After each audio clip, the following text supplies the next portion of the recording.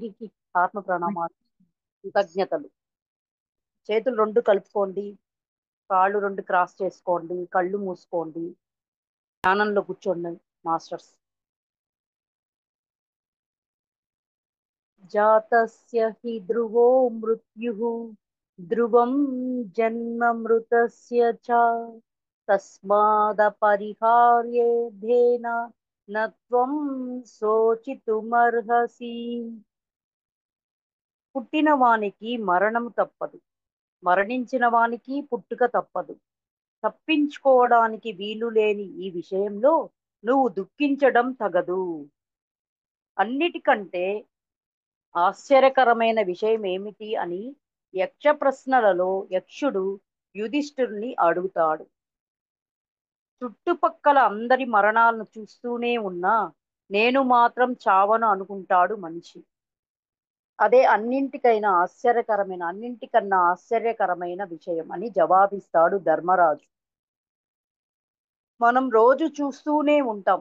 గర్భస్థ శిశువుగా, రోజుల పసిగ్రుడ్డుగా, పసిప్రాయంలోనే అకాల మృత్యువాత పడి మరణించేవారిని, అలాగే యవ్వనంలో, ప్రౌఢ ప్రాయంలో ఉన్న వారి దగ్గర నుండి వృద్ధాప్యంలో ఉన్న వారి వరకు వివిధ వయసుల్లో ఉన్న వాళ్ళు రోజుకు కోకొల్లలుగా చనిపోతూనే ఉంటారు.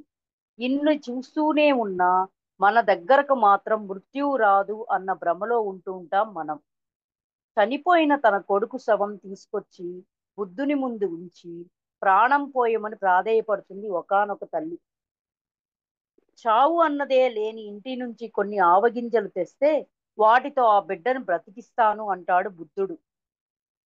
ఇంతేనా, వెంటనే తెస్తానని బయలుదేరుతుంది పాపం ఆ తల్లి. తిరిగి తిరిగి అసలు సత్యం తెలుసుకుంటుంది. పుట్టినవారు చావక తప్పదు, చనిపోయిన వారు తిరిగి జన్మించక తప్పదు. వచ్చేవారు పోక తప్పదు, పోయేవారు రాక తప్పదు.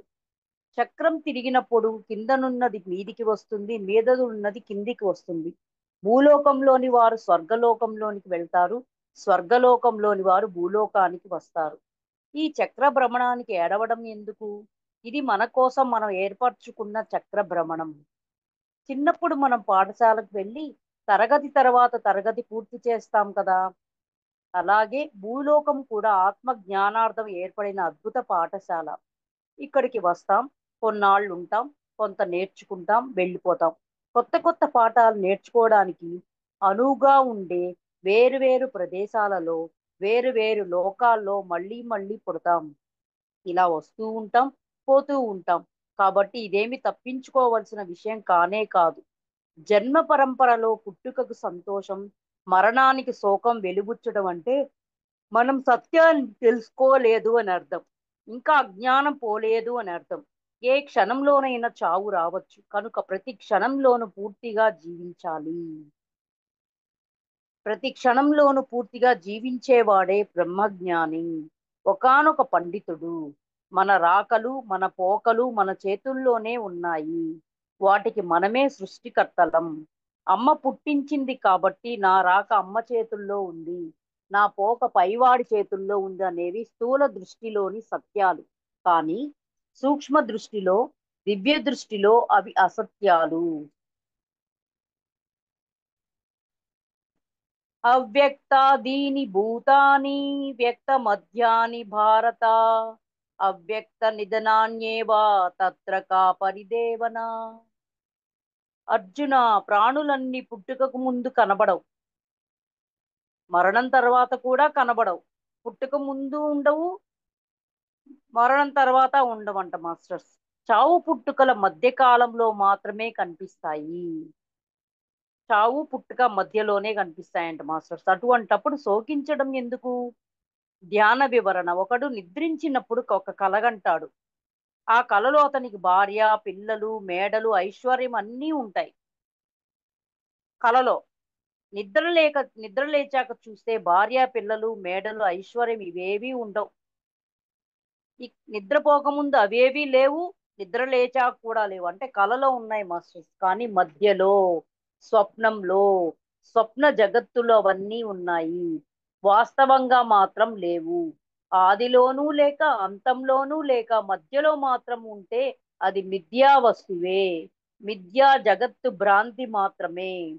ఏడిస్తే సోకిస్తే ఆ స్వప్నంలోని భార్యా పిల్లలు ఐశ్వర్యం అవన్నీ రావు.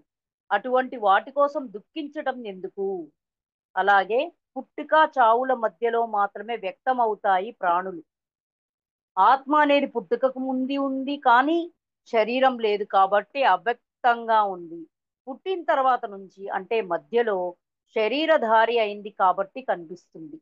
మరణం తర్వాత శరీరం పోతుంది కాబట్టి మళ్ళీ కనిపించదు. కనుక ఆత్మ నిత్యమైనది, శరీరం అనిత్యమైనది. పుట్టుకకు ముందు లేని, మరణం తర్వాత లేని, చావు పుట్టుకల మధ్యలో మాత్రమే ఉండే అశాశ్వతమైన శరీరం కోసం ఏడవటం, దుఃఖించడం అవివేకం.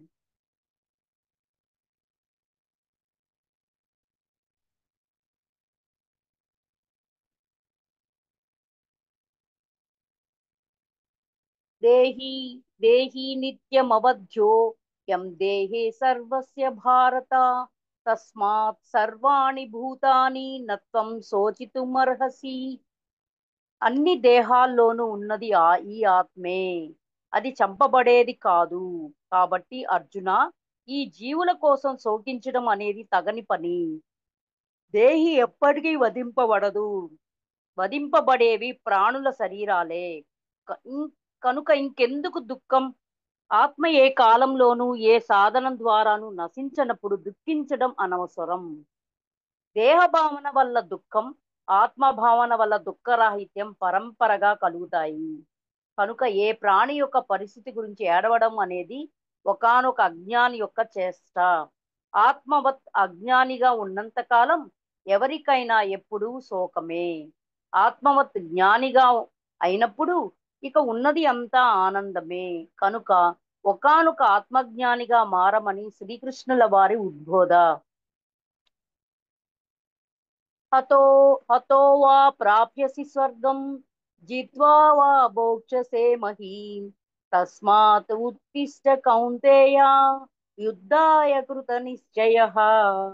అర్జున, యుద్ధంలో ఒకవేళ మరణిస్తే స్వర్గం పొందుతావు, లేదా గెలిస్తే ఈ భూలోక రాజ్యాన్ని అనుభవిస్తావు. కనుక యుద్ధం చేయాలనే దృఢ నిశ్చయం కలవాడవై కార్యోన్ముఖుడివి కా. వీరుడైన వాడు యుద్ధం చేస్తూ మరణిస్తే దానిని వీరమరణం అంటాం. వీరమరణం పొందినవాడు ఉత్తమ స్వర్గం చేరుకుంటాడు, స్వర్గ సుఖాలను అనుభవిస్తాడు. కనుక యుద్ధం చేస్తూ మరణిస్తే చింతించాల్సిన అవసరం లేదు.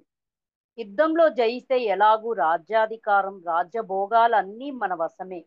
ఏ రకంగా చూసినా వీరుడైన వాడికి యుద్ధం చేయడమే సరి అయిన నిర్ణయం. కనుక ధర్మ సంస్థాపన కోసం యుద్ధం చెయ్యాల్సిందేనని ఉద్బోధిస్తున్నారు శ్రీకృష్ణ పరమాత్మ అర్జునుడికి.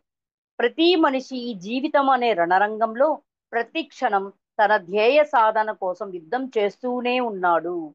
పుట్టుక ద్వారా ఈ జీవిత కురుక్షేత్రంలోనికి ప్రవేశించాం. ధ్యేయ సాధన అనే యుద్ధం కృత నిశ్చయంతో చెయ్యవలసిందే. ధ్యేయ సాధనలో మధ్యలో ఎప్పుడూ వెన్ను చూపరాదు, వెనుకంజ వేయరాదు. భయంతో వెనుకకు తిరిగిపోకూడదు. ముందే బాగా ఆలోచించుకోవాలి, కృత నిశ్చయం తీసుకోవాలి. తరువాత ఆ నిర్ణయాన్ని కర్మగా మార్చుకోవాలి. సమత్వంలో ఉండి, యోగత్వంలో ఉండి చెయ్యదలుచుకున్న పని కృత నిశ్చయంతో చెయ్యాలి. ఇది ముముక్షులకు, ధ్యాన సాధకులకు మహామంత్రం వంటిది. సాధనలో ఎన్ని అవాంతరాలు వచ్చినా, మరి నిరాశ, నిస్పృహ, అధైర్యం వంటివి చుట్టుముట్టినప్పుడంతా ఇది గుర్తుకు తెచ్చుకుంటే తిరిగి కొత్త ఉత్సాహం కలుగుతుంది. సాధన కొనసాగించే పరిస్ఫూర్తి తిరిగి చేకూరుతుంది. మన యోగ సాధన అనే మహా సంగ్రామంలో ధైర్యంతో కృతనిశ్చులమై ఎల్లప్పుడూ ముందుకు సాగాలి.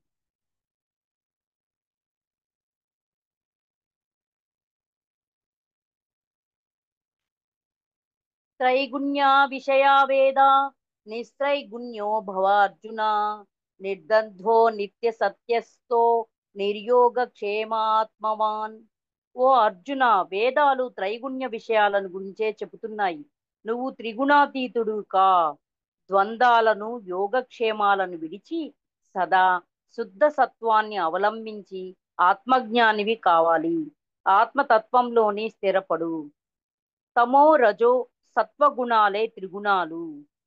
త్రిగుణాల గురించే ప్రస్తావిస్తున్నాయి వేదాలు. తమోగుణం అంటే తనువుకు సంబంధించిన విషయాలు, రజోగుణం అంటే మనసుకు సంబంధించిన విశేషాలు, సత్వగుణం అంటే శ్రేయస్సుకు సంబంధించిన సూత్రాలు. త్రిగుణాల వల్ల ఏర్పడేవి కోరికలు. కోరికలను తీర్చుకునేందుకు కావలసిన వస్తువుల కోసం చేసే కర్మకాండ అంతా త్రైగుణ్య విషయాలు. త్రిగుణాలను అధిగమించడం అంటే శరీర మనోబుద్ధులను అధిగమించడమే. మనోబుద్ధులను అధిగమించి నిరంతరం నిత్య సత్య స్వరూపమైన ఆత్మలో స్థితమవ్వడమే నిత్య సత్వుడు, నిత్య ఆత్మవంతుడు కావడం అంటే. సుఖదుఖాలు, శీతోష్ణాలు, మానవ మానాలు ఇవన్నీ ద్వంద్వాలు. మనిషి జీవితంలో తటస్థపడే సమస్త అనుభవాలు ద్వంద్వాలే. వీటి నుండి బయటపడడమే ద్వంద్వాతీతుడు కావడం అంటే. భౌతిక పరిభాషలో మన దగ్గర లేని వాటిని పొందడాన్ని యోగం అంటాము. పొందిన దాన్ని రక్షించుకోవడాన్ని క్షేమం అని అంటాం. మనం సాధారణంగా చేసే ప్రతి కర్మ కూడా యోగక్షేమాలకు సంబంధించిందై ఉంటుంది. ఈ యోగక్షేమాల నుండి బయటపడితే కర్మల నుండి బయటికి వచ్చేస్తాం. ఆత్మకు యోగం అంటే అభివృద్ధి ఎక్కడ? ఆత్మకు క్షేమం అంటే శ్రేయస్సు అన్నది ఎక్కడ? శాస్త్రీయమైన వాక్కు, శాస్త్రీయమైన ఆలోచన, శాస్త్రీయమైన కర్మ ఉండాలి. వివేకంతో ఆలోచించాలి, మాట్లాడాలి, జీవించాలి. ఆత్మతత్వంలో స్థిరపడి ఆత్మవంతుడుగా జీవించి ఆత్మజ్ఞానులం కావాలి. కర్మణ్యేవాధికారస్తే మా ఫలేషు కదాచన మా కర్మ ఫలహేతుర్భూ మా తే సంగోత్వ కర్మణి. నువ్వు కర్మ చేయడానికి మాత్రమే కాని కర్మఫలానికి అధికారివి కాదు. ప్రతిఫలాపేక్షతో కర్మలను చేయకు. అలాగని కర్మలు చేయడం మానకు. కర్మలు చేయడానికే మనకు హక్కు ఉంది. కర్మలు సదా అప్రమత్తతతో చేస్తూ ఉండాలి. ఎప్పుడు కర్మిష్టిగానే ఉండాలి. అకర్మణ్యత్వం అన్నది ఎప్పుడూ ఉండకూడదు. నెల మొత్తం పూర్తిగా పనిచేసిన తరువాతే జీతం వస్తుంది. ఫలితాన్ని తర్వాత నెలలోనే అనుభవించగలుగుతాం. వర్తమానంలో దుక్కి దున్ని విత్తు చల్లి చేనుకు సంరక్షణ చేస్తేనే భవిష్యత్తులో పంట చేతికి వస్తుంది. విత్తనాలు చల్లగానే పంట పండి ధాన్యం చేతికి రాదు. అలాంటివే మనం పొందే కర్మ ఫలాలు కూడా. వర్తమానంలోని సుఖ సంతోషాలు గత జన్మల మంచి కర్మల ఫలితాలు. కష్ట నష్టాలు చెడు కర్మల ఫలితాలు. అలాగే వర్తమానంలోని కర్మ ఫలాలను భవిష్యత్తులో అనుభవిస్తాం. ఈ వర్తమాన జన్మకు సంబంధించిన పరిమితమైన జ్ఞానంతో ఇప్పుడు అనుభవిస్తున్న కర్మఫలాలు మన యొక్క అనేక గత జన్మలలోని ఏ జన్మకు సంబంధించినవి, ఏ కర్మ ఫలం అనేది అవగాహనకు రాదు. మనం నిర్దేశించలేము కూడా. అందుకే చేస్తున్న కర్మలకు ఎప్పుడూ లెక్కలు కట్టకూడదు. లెక్కలు కట్టడానికి మన దగ్గర సరి అయిన విషయ జ్ఞానం ఏమీ లేదు. లెక్కలను ఫలితాలను పూర్ణ సృష్టికే వదిలేయాలి. సృష్టికి మాత్రమే తెలుసు సరి అయిన లెక్కలు కట్టడం. జన్మ జన్మల లెక్కల ప్రకారం రావాల్సిందంతా వచ్చే తీరుతుంది. జన్మ జన్మల లెక్కల ప్రకారం పోవలసిందంతా పోయే తీరుతుంది. కర్మ ఫలాశక్తి ఉంటే ఫలసిద్ధి అసిద్ధుల పట్ల రాగద్వేషాలను కలిగించి కర్మాచరణ పూర్తి సామర్థ్యంతో నిర్వహించబడదు. కర్మలు చేయడం మాని అకర్ముడిగా మారిపోతే భవిష్యత్తుకు పునాది వేసే వర్తమానాన్ని వ్యర్థం చేస్తే భవిష్యత్తును సంపూర్ణంగా నష్టపోతాం. కనుక మనం కర్మలను చేస్తూనే ఉండాలి. అకర్ములుగా ఎన్నటికీ కారాదు. దేన్నైతే మనం ధర్మం అనుకుంటున్నామో ఆ ధర్మం నిర్వర్తిస్తూనే ఉండాలి. ఆ రకమైన ధర్మ కర్మలు చేస్తూనే ఉండాలి.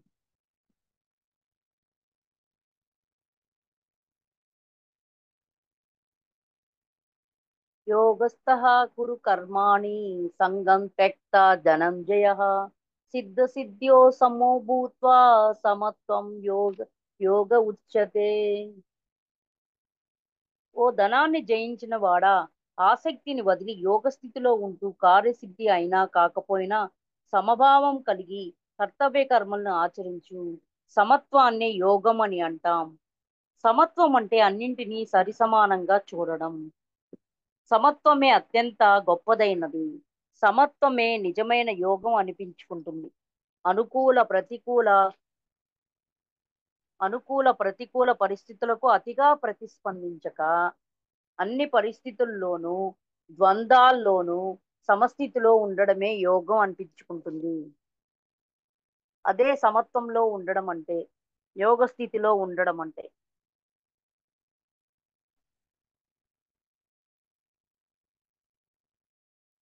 యోగ స్థితిలోనే ఉంటూ ప్రాపంచిక కర్మలన్నీ చేయాలి. యోగ స్థితిలోనే ఉండకుండా కర్మలన్నీ కర్మలన్నీ అనర్థ హేతువులే. కర్మలను చేస్తూ ఉన్న వాటి పట్ల ఆసక్తి రహితుడిగా ఉండాలి. కర్మలను అవి పూర్తిగా ఫలించినా, కొద్దిగా ఫలించిన సమభావనతోనే గ్రహించాలి. జీవితంలోని సకల ఆటుపోట్ల పట్ల ఉదాసీనంగా వ్యవహరించగలిగే మానసిక మానసిక సమత్వం నిరంతర సాధన వల్ల అలవడుతుంది. అప్పుడు అనుక్షణం యోగ స్థితిలోనే ఉంటూ ఉంటాం. అలాగే ఇలా యోగ స్థితిలో ఉంటూ కర్మలు చేస్తూ ఉంటే సహజంగానే వాటి యొక్క సిద్ధి అసిద్ధులలో ఆనందించం, విచారించం. కనుకనే ఆసక్తిని విడిచి సిద్ధి అసిద్ధుల పట్ల సమభావం కలిగి ఉన్నట్టి యోగ స్థితిలోనే కర్తవ్య కర్మలను ఆచరించమని శ్రీకృష్ణుల వారి ఉద్బోధ.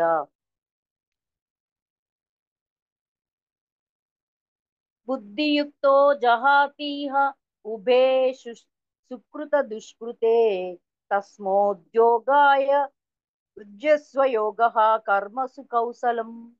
సమబుద్ధి కలవాడు తన పాపపుణ్యాలను ఈ జన్మలోనే నశింపచేసుకుంటాడు. కాబట్టి నువ్వు కూడా అలాంటి యోగాన్ని అనుసరించి కర్తవ్య కర్మలను ఆచరించు. యోగమే కర్మలలోని కౌశలం. మానవుడు నిత్య కర్మిష్టి. కర్మలు చేయకుండా ఒక్క క్షణం కూడా కుదరదు.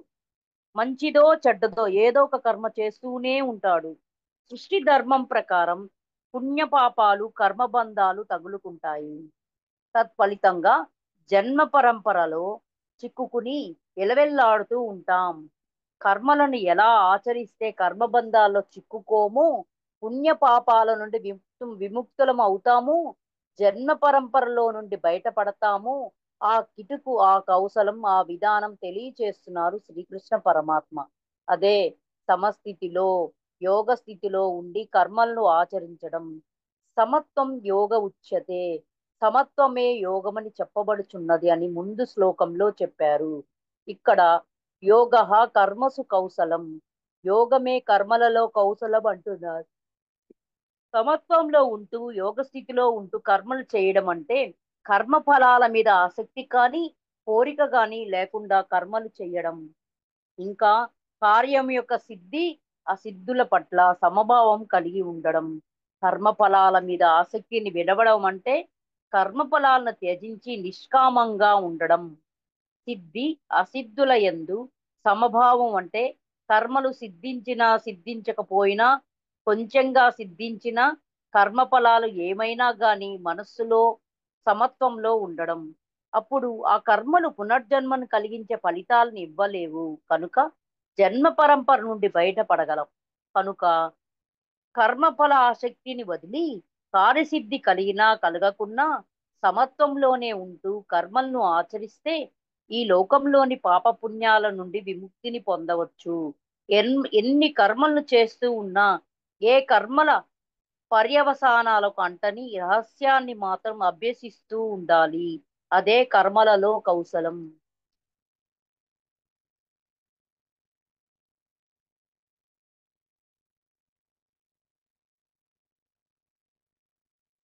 యదా సంహరతే ఛాయం కూర్మో జ్ఞానీవ సర్వసః ఇంద్రియాణీంద్రియార్థేభ్యః తస్య ప్రజ్ఞా ప్రతిష్ఠితః. తాబేలు తన అవయవాలను అన్ని వైపుల నుంచి ఏ విధంగా లోపలికి ముడుచుకుంటుందో అదే విధంగా ఒకానొక పురుషుడు ఇంద్రియాలను వాటి విషయాల నుంచి వెనక్కి మళ్ళించాలి. అప్పుడు అతని జ్ఞానం స్థిరంగా ఉంటుంది. అవసరం ఉన్నప్పుడే ఆయుధ ప్రహారం చేయాలి. అవసరం లేనప్పుడు ఆయుధాలను ఎంచక్కా పక్కన పెట్టాలి. అలాగే ఇంద్రియాలు కూడా భౌతిక జీవనార్థం ఉపయోగించే ఉపకరణాలు మాత్రమే. ఇంద్రియాల అవసరం ఉన్నప్పుడే వాటిని వ్యక్తపరచాలి. వాటి అవసరం తీరగానే వాటిని వెంటనే ఉపసంహరించేయాలి. అవయవాల అవసరం లేనప్పుడు, ఇంకా ఏదైనా అలికిడి అయినప్పుడు తాబేలు తన అవయవాలన్నింటిని తన డిప్పలోకి లాగేసుకుని ముడుచుకుంటుంది. అలాగే ప్రతి యోగి కూడా జీవించాలి. అలా చేసేవాడి శక్తి ఎప్పుడు విజృంభించి ఉంటుంది. అలా చేసేవాడి జ్ఞానం ఎప్పుడూ సునిశ్చితమై ఉంటుంది. అనవసరమైనప్పుడల్లా మనస్సు సంపూర్ణంగా బాహ్య ఇంద్రియ విషయాలను వదిలివేయాలి. అనవసరమైనప్పుడల్లా ఆయా సమయాల్లో సందర్భాల్లో సంపూర్ణంగా అంతర్ముఖమై ఆత్మలో స్థితమవ్వాలి. తాబేల్లాగా చేయాలంట మాస్టర్. ధ్యాయతో విషయాన్ పుంసః సంగస్తేషూపజాయతే సంగాత్ సంజాయతే కామః కామాత్ క్రోధో విజాయతే. ఎల్లప్పుడు విషయాలను గురించి ఎల్లప్పుడు విషయాలను గురించే ఆలోచన చేసేవాడికి వాటి మీదే ఆసక్తి కలుగుతుంది. ఆసక్తి వలన కోరిక పుడుతుంది. కోరిక వలన కోపం కలుగుతుంది. మనం దేనిని గురించి నిత్యం ఆలోచిస్తూ ఉంటామో దాని మీద ఆసక్తి పెరుగుతుంది. ఎప్పుడైతే ఆసక్తి అంటే సంగం పెరుగుతుందో కామం ఉద్భవిస్తుంది. కామం అంటే విపరీతమైన కోరిక. ఎవరైనా మన కోరిక తీరకుండా ఏ రకంగానైనా అడ్డుపడితే, అంటే మన వాంఛిత కామం తీరడానికి విఘ్నం కలిగిస్తే వాళ్ళ మీద మనకు కోపం వస్తుంది. విపరీతమైన కోపాన్ని క్రోధం అంటాం. ఈ విధంగా మన నిత్య ఆలోచనల ద్వారా లౌకిక విషయాసక్తి, తద్వారా తీవ్రమైన వాంఛ, అది తీరకపోతే క్రోధం కలుగుతాయి. ధ్యాస లేకపోతే సంగం ఉండదు. సంగం లేకపోతే కామం పుట్టదు. కామం లేకపోతే క్రోధం ఉండదు. ఓకే మాస్టర్స్, హాయిగా చక్కగా అత్యద్భుతంగా ధ్యానం చేశాం మాస్టర్స్. అందరం కూడా గొప్పనైన గీతానుసారం ఆ గీతలతో, ఆ శ్లోకాలతో దాని యొక్క వివరణ తాత్పర్యం తెలుసుకొని ఎంతో గొప్ప జ్ఞానాన్ని అందుకుంటూ ధ్యానం చేశాము. హాయిగా చక్కగా ఇప్పుడు చేతిని రిలీజ్ చేసుకోండి మాస్టర్స్. చేతి వేళ్ళను కళ్ళ మీద పెట్టుకోండి. 5, 4, 3, 2, 1. నిదానంగా కళ్ళు తెరిచి చేతుల్లో చూసుకోండి మాస్టర్స్.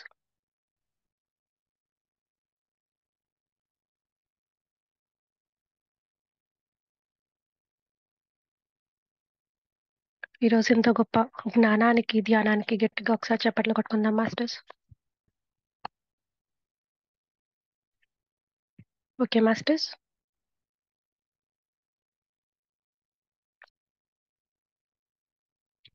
ఈ జూమ్ లో విచ్చేసిన ప్రతి ఒక్క ఆత్మస్వరూపానికి శతకోటి ఆత్మ ప్రణామాలు, కృతజ్ఞతలు మాస్టర్స్. అలానే బ్రహ్మాస్ మెడిటేషన్ ఛానల్ కి అందరికీ స్వాగతం, సుస్వాగతం. అలానే బ్రహ్మాస్ మెడిటేషన్ ఛానల్ ని వీక్షిస్తున్న ప్రతి ఒక్క ఆత్మస్వరూపానికి కూడా శతకోటి ఆత్మ ప్రణామాలు, కృతజ్ఞతలు. ఇంత గొప్ప జ్ఞానాన్ని మన ఒక ధ్యానానికి పరిచయం చేసిన మహాగురువైన, మన అందరి గురువైన బ్రహ్మశ్రీ పత్రి సార్కి శతకోటి ఆత్మ ప్రణామాలు, కృతజ్ఞతలు. వారిని ఆహ్వానించుకుందాం. ఈరోజు మనతో కవిత మేడము వచ్చారు మాస్టర్స్. ఎంతో గొప్ప జ్ఞానాన్ని ఒక అనుభవంగా ఎంతో గొప్పగా ధ్యాన సాధన చేసి మనకి ఆ జ్ఞానాన్ని పంచడానికి ఆ మేడం ఒక సమయం కేటాయించి మన ముందుకు వచ్చినందుకు, ఆ సమయం అనేది మనకు వెచ్చించినందుకు మేడం మీకు మరొకసారి హృదయపూర్వక ఆత్మ ప్రణామాలు, కృతజ్ఞతలు మేడం. అలానే బ్రహ్మాస్ మెడిటేషన్ మీకు స్వాగతం, సుస్వాగతం మేడం. ఈరోజు అత్యంత గొప్పనైన టాపిక్ తో మేడం మన ముందు వచ్చారు. మనందరికీ తెలుసు ఆత్మ గురించి మాట్లాడుతున్నాము. కానీ ఈరోజు ఆ టాపిక్ పేరే ఆత్మ విజ్ఞాన మహాశాస్త్రం. అంటే ఆత్మతో కూడుకున్న ఒక జ్ఞానాన్ని ఎంతో గొప్పగా మనకి వివరణాత్మకమైన ఒక వివరణ ఇవ్వడానికి మేడం మన ముందుకు వచ్చారు మాస్టర్స్. మేడం ని మరొకసారి మన ఛానల్ కి, మన ఒక జూమ్ సెషన్ కి ఆహ్వానిద్దాం. Thanks madam. Welcome madam. Over to you madam. Thank you madam, thank you very much. ముందుగా మనందరి గురువు గారైన బ్రహ్మర్షి పితామహ పత్రిజీ గారికి మరియు స్వర్ణమాల పత్రి మేడం గారికి నా యొక్క అనంత కోటి ప్రణామం తెలియజేసుకుంటున్నాను. అలానే జూమ్ లో ఉన్న మీ అందరికీ, యూట్యూబ్ ద్వారా వీక్షిస్తున్న ప్రేక్షకులందరికీ కూడా నా యొక్క ఆత్మ ప్రణామం ఫ్రెండ్స్. సో ఎంతో చక్కగా మీరు ఎంతో అద్భుతంగా కార్యక్రమాలు నిర్వహిస్తున్నారు. అందుకోసం ప్రత్యేకమైన కృతజ్ఞతలు తెలియజేసుకుంటున్నాను.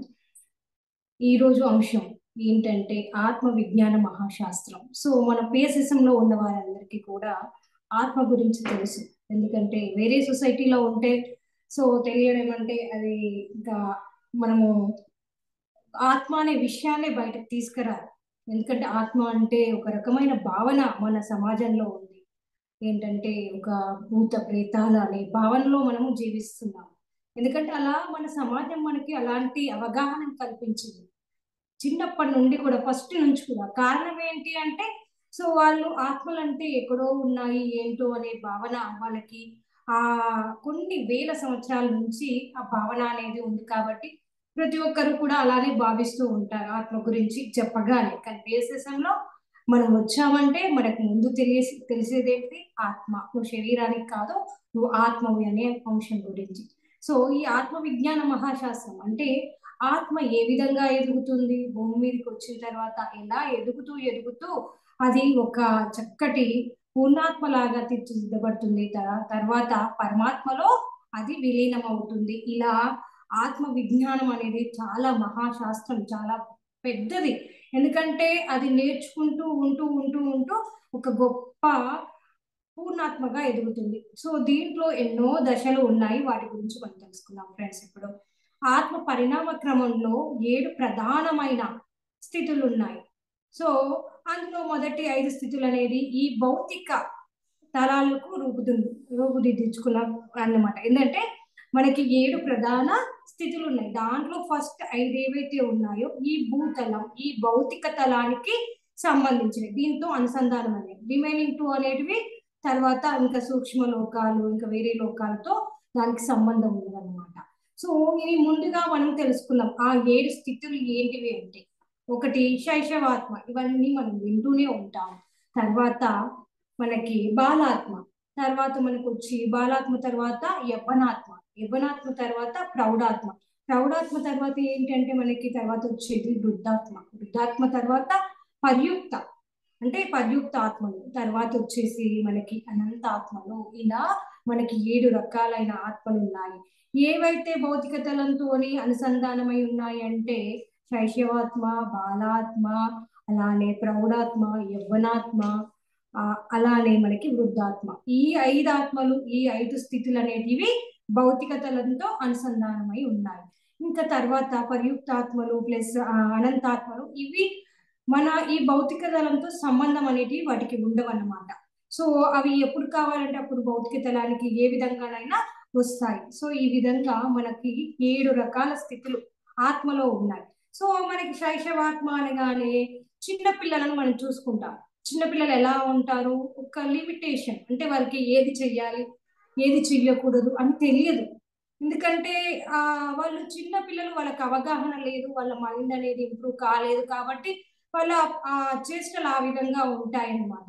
అలానే శైశవాత్మ ఎలా ఉంటుందంటే మౌలిక పద్ధతి, మనము ఇది చెయ్యొద్దుగా ఉంటుంది. అంటే సో ఈ స్థితిలో ఆత్మలు భౌతిక శైశవ స్థితి లాగానే, అంటే భౌతికంగా శైశవ అంటే చిన్నపిల్లలు ఎలా ఉంటారో అదే విధంగా ఉంటాయి. చాలా చాలా పరిమితమైన పనులలోనూ పరిమితమైన అవగాహనతో నిండి ఉంటాయి.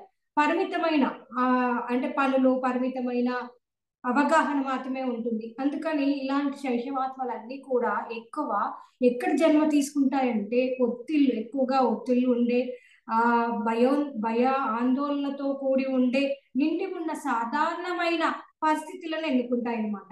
అంటే అక్కడ ఎలాంటి పరిస్థితులు వాళ్ళకి కావాలనుకుంటాయి, ఒత్తిళ్లతోని, అలానే భయం ఆందోళనతో కూడి ఉన్న, నిండి ఉన్న అతి సామాన్యమైన పరిస్థితులను ఎన్నుకుంటాయి అన్నమాట. సహజంగా అక్కడ జన్మ తీసుకుంటారు. సో ఇంకా ఇప్పుడు ఇవి ఏంటంటే కొత్తగా భూమి మీదకి వచ్చాయి కదా, అంతకుముందు ఎప్పుడు కూడా భూమి మీదకి వచ్చి వెళ్ళలేదు కాబట్టి కొత్త అనుభవాలు ఉత్సాహపరిచే కన్నా ఈ అనుభవాల ఆత్మలకి ఎక్కువగా భయపడుతూ ఉంటాయి అన్నట్టు. ఈ కొత్తగా భూమి మీదకి వచ్చాయి కాబట్టి అనుభవాలన్నీ ఎలా అంటే వాటిని భయపెడుతూ ఉంటాయి అన్నమాట అనుభవాలు. సో ఈ శైశవాత్మలు లేదా కొత్తగా జన్మించిన ఆత్మలకు ప్రపంచం పట్ల చాలా సామాన్యమైన దృక్పథం అనేది ఉంటుంది. ఏంటంటే చాలా సామాన్యమైన, అంటే ప్రపంచం గురించి ఎంత సామాన్యంగా అంటే ఇట్లా రావడం పోవడం అనే భావన కలిగి ఉంటుంది. అయితే నాది లేక నాది కాదు అన్న ఈ స్థితిలో ప్రత్యేకమైన జ్ఞాపకాలు కూడా ఏమీ ఉండవు. ఎందుకంటే అంతకుముందు జన్మలు అనేటివి లేవు. డైరెక్ట్ ఏంటిది జంతు జన్మ నుంచి జన్మ తీసుకున్నాయి కాబట్టి ఇక్కడ ఇంకా వాళ్ళకి జ్ఞాపకాలు అనేటివి ఉండవు, ప్రత్యేకమైన జ్ఞాపకాలు ఈ ఆత్మకి. సో అందుకోసమని నాది లేక నాది కాదు అన్న స్థితిలో ఉంటాయి. సో మనకి చిన్నపిల్లలు కూడా అలానే కదా, ఇది నాది నాది అని అంటారు, నీది కాదని చెప్పగానే ఊరుకుంటారు, అలా ఉంటాయి అన్నమాట. సో ఈ శైశవాత్మలకి ఎలా అంటే మంచి చెడుల మధ్య తారతమ్యం అనేది తెలియదు అనమాట. మంచి ఏది చెడు ఏదేనే వాటి మధ్య భేదం అనేది వాటికి తెలియదు. ఏది చేస్తే మంచి, ఏది చేయకుంటే ఏది చేస్తే మంచిది, ఏది చేయకూడదు, ఏది చెడు అనేది ఏది అనేది వాటి మధ్య తేడా భేదం అనేది తెలియదు. సో అయితే సరి అయిన జీవన విధానానికి చెందిన మౌలిక సూత్రాలు పద్ధతులు ఏవైతే ఉంటాయో అవన్నీ కూడా బోధనలు వినడానికైతే అనుకూలంగానే ఉంటారు ఈ ఆత్మలు. సో వినడానికి మౌలికమైన పద్ధతులు సూత్రాలు మనం భౌతికంగా జీవించడానికి చెప్తే వినడానికి అనుకూలంగానే ఉంటారు. కానీ బలవంతంగా తప్పితే శైశవాత్మలు సాధారణంగా పెద్ద చదువుల జోలికి వెళ్ళవల్ల. సో పెద్ద పెద్ద చదువులు చదవలేకపోతారు కొందరు. కారణం ఏంటి అంటే వాళ్ళు ఆ విధంగా జన్మ తీసుకొని వచ్చారు కాబట్టి వాళ్ళు పెద్ద పెద్ద చదువుల జోలికి పోరు. అలానే గడ్డు పరిస్థితులు ఎదురైనప్పుడు ఇవి ఏంటంటే చాలా దిగ్భ్రాంతి చెందుతుంటారు. అంటే చాలా ఎక్కువగా ప్రతిఘటనకు లోనవుతుంటారు. లోపల నుంచి బాగా ఏంటంటే బాధ అనేది కలుగుతుంది వీళ్ళకి. ఎందుకంటే దాన్ని అంత ఈజీగా వాళ్ళు మర్చిపోలేరు అన్నమాట. సో ఈ విధంగా ఇక్కడ శైశవాత్మలు అనేటివి ఉంటాయి. సాధారణంగా ఈ ఆత్మలన్నీ కూడా ఎలా అంటే ఉద్యోగాన్ని కాంక్షించవు, ఉద్యోగం చెయ్యాలనుకో, ఉద్యోగం చక్కగా ఉద్యోగంలో ఉండి చక్కగా మనం సంపాదించుకోవాలన్న భావన కూడా ఉండదు. ఈ ఆత్మలకు ఇంకా వృద్ధాత్మలతో ఒక ప్రత్యేకమైన అనుబంధం అనేది ఉంటుంది. అంటే సో ఎక్కడైతే వృద్ధాత్మలు ఉంటారో వారి దగ్గరనే వీళ్ళు ఈ జన్మ తీసుకుంటారు ఈ ఆత్మలు. సో అందుకోసం ప్రత్యేకమైన అనుబంధం అనేది ఉంటుంది. తమకి ఏ మాత్రము ఆసక్తి లేకపోయినా, తమ అవగాహన సామర్థ్యానికి చాలా తక్కువగా ఉన్నప్పటికీ కూడా ఈ శైశవాత్మలు తమ తల్లిదండ్రుల మతాన్ని యథావిధిగా స్వీకరిస్తారన్నట్టు. అంటే మతం అంటే ఏంటో తెలియదు, మతాన్ని ఏ విధంగా స్వీకరించాలోనే ఈ ఆత్మకు అవగాహన ఉండకుండా కానీ తల్లిదండ్రులు ఏది చెప్పిందో అది తూచా తప్పకుండా పాటిస్తారన్నమాట. సో అందుకోసమే ఈ శైశవాత్మలకి ప్రేమ అంటే కేవలం ఏమనుకుంటారు, కామం అని మాత్రమే అనుకుంటారు ప్రేమ అంటే. సో ఇప్పుడు ఇద్దరు వ్యక్తులు ఉన్నారనుకోండి, ఆ వ్యక్తుల మధ్య ప్రేమ అనేది కామం అనే భావనలో ఉంటారు వీళ్ళు. ఈ శైశవాత్మలు సాధారణంగా బ్రతకడానికి మాత్రమే వండుకొని తింటారు. బ్రతకడానికి అంటే ఇంకా తినాలి, మనం వండుకొని తినాలి అలా అయితేనే బ్రతుకుతామనే ఆలోచనతో తింటారు. కానీ వంటల్లో రుచి ఉందా శుచి ఉందా అనేది చూడరు. సమపాలనలో ఉండదు అన్నట్టు, రుచి శుచి అనేది ఏది ఉండదు అన్నట్టు. కేవలం వంట వండుకొని తింటున్నాం, మనం బ్రతకాలి, అది రుచి ఉందా లేదా దానికి శుచిగా వండుకోవాలి అనే భావన కూడా ఉండదన్నమాట. సో వీళ్ళకు మామూలుగా అన్ని విషయాల పట్ల భయం అనేది ఉంటుంది. ప్రతి విషయం భయం ఎక్కువగా ఉంటుంది. భయం ఎక్కువగా చాలా ఇంకా పీక్ స్టేజ్ లో ఉంటారు భయంలో అన్నట్టు వీళ్ళు. సో అందుకని వీళ్ళు వంటగదులు కూడా చాలా పరిశుభ్రంగా సురక్షితంగా ఉంచుకుంటారు. ఎందుకంటే భయం కదా, ఏది ఎలా అవుతుందో అనే భయం కొద్దీ సో వాళ్ళు దాన్ని శుభ్రంగా ఉంచుకుంటారు. కానీ శుచి అనేది ఉండదు వండేటప్పుడు. అలా శుభ్రంగా ఉంచుకుంటారు. అలానే సురక్షితంగా అంటే 10 సార్లు గ్యాస్ బంద్ చేసినామా లేదా అని చూస్తూ ఉంటారు. ఆఫ్ చేసి ఉన్నా కానీ మళ్ళీ తిరిగి వెళ్ళి మళ్ళీ చూస్తూ ఉంటారు. అంటే వాళ్ళకి ఒక రకమైన భయం. సో అది గ్యాస్ లీక్ అవుతుందేమో, మనం ఆఫ్ చేసామో లేదో అలా ఆ భయాందోళనలతో ఉండి ఉంటారు. కాబట్టి వాళ్ళు ఎక్కువగా విపరీతంగా సురక్షితంగా ఉండాలని కోరుకుంటూ ఉంటారు. ఈ ఆత్మలకు ఉండే విపరీతమైన భయం వల్ల ఎప్పుడూ కూడా ఎవరిని కరవని కుక్కలైనా వీళ్ళని కరుస్తాయంట వీళ్ళని చూస్తే. అంటే వీళ్ళ భయం అనేది వాటికి కూడా తెలుస్తాయి. మనకి అర్థమవుతుంది కదా, కుక్కలకి జ్ఞానం అనేది ఉంటుంది. సో మన ఒక వ్యక్తిని ఐడెంటిఫై చేస్తాయి చక్కగా, వాళ్ళు ఎలాంటి వాళ్ళు, వాళ్ళ లోపల ఎలాంటిది ఉంది, ధైర్యం ఉందా లేదా అని అవి ఐడెంటిఫై చేస్తాయి. అలా ఎవరిని కరవని కుక్కలు కూడా వీళ్ళని కరుస్తూ ఉంటాయంట. సో ఈ విధంగా శైశవాత్మలు భయంగా ఉంటారు. వాళ్ళు మొట్టమొదట భూమిపైకి వస్తారు కాబట్టి వృద్ధాత్మతో అనుబంధం ఎక్కువ కలిగి ఉంటారు. అలానే ప్రేమ అంటే కేవలం కామం అనుకునే భావనలో ఉంటారు. మతం అంటే తల్లిదండ్రులు చెప్పారు కదా అని ఫాలో అవుతారు. ఎక్కువగా పెద్దగా చదువుకోవడానికి ఇష్టపడరు. ఈ విధంగా ఉంటారు వీళ్ళు. సో తర్వాత నెక్స్ట్ వచ్చేది బాలాత్మలు. సో వీళ్ళు ఎలా అంటే వీళ్ళ మౌలిక పద్ధతి ఏంటంటే, ఇక్కడ మనకి శైశవాత్మ మౌలిక పద్ధతి ఏంటిది, మనం ఇది చెయ్యవద్దు అనే భావనలో ఉంటారు. కానీ ఇక్కడ ఏంటిదంటే ఏది చేస్తే సరిగ్గా చెయ్యి, లేకపోతే అసలు చెయ్యవద్దు అనే భావనలో ఉంటారు. చేస్తే సరిగ్గా చెయ్యి, లేకపోతే చెయ్యవద్దు అనే మౌలిక పద్ధతిలో ఉంటారు. సో అలానే ఈ బాలాత్మ చుట్టూ ఉన్న ప్రపంచాన్ని నాది లేదా నాలాంటి వారే వాళ్ళది అని అర్థం చేసుకుంటుంది. ఇక్కడ నాది కానీ నాది కాదు, వేరే వాళ్ళది అనే భావన. కానీ వీళ్ళు ఇక్కడ బాలాత్మలు అంటే ఎలా ఉంటారంటే, ఈ చుట్టూ ఉన్న ప్రపంచం మొత్తము కూడా నేను ఎలా అయితే ఉన్నానో అలానే నాలాంటి వాళ్ళు ఉన్నారని, అందరూ నాలానే ఆలోచిస్తున్నారు, నాలానే ఉన్నారు అనే భావనలో ఉంటారు. సో ఎదుటి వాళ్ళ ఆలోచన వేరేలాగా ఉందనే ఒక భావన ఉండదన్నమాట. సో బాలాత్మలు వాటి పరిసరాల ప్రభావంతోనే చిన్నతనంలోనే కొన్ని బలమైన అభిప్రాయాలను ఏర్పరచుకుంటారు అన్నట్టు. సో జీవితకాలం పర్యంతం కూడా వాటిని మాత్రమే చాలా బలంగా అంటిపెట్టుకుని ఉంటారు అన్నట్టు. వాళ్ళు ఏదైతే చిన్నప్పుడు బలంగా నమ్మారో అది మాత్రమే మనం జీవితాంతం కూడా అంటిపెట్టుకొని ఆ జీవిత పర్యాంతం వరకు అలానే జీవిస్తారు. వీళ్ళు సాధారణంగా ఏదైనా ఒక సంఘానికి పట్టుకొమ్మలుగా ఉంటారు. అంటే ఏదైనా సంఘాన్ని కానీ దేనన్నా వీళ్ళు నమ్మారనుకోండి, దాన్ని ఇంకా అలానే పట్టుకొని ఉంటారు.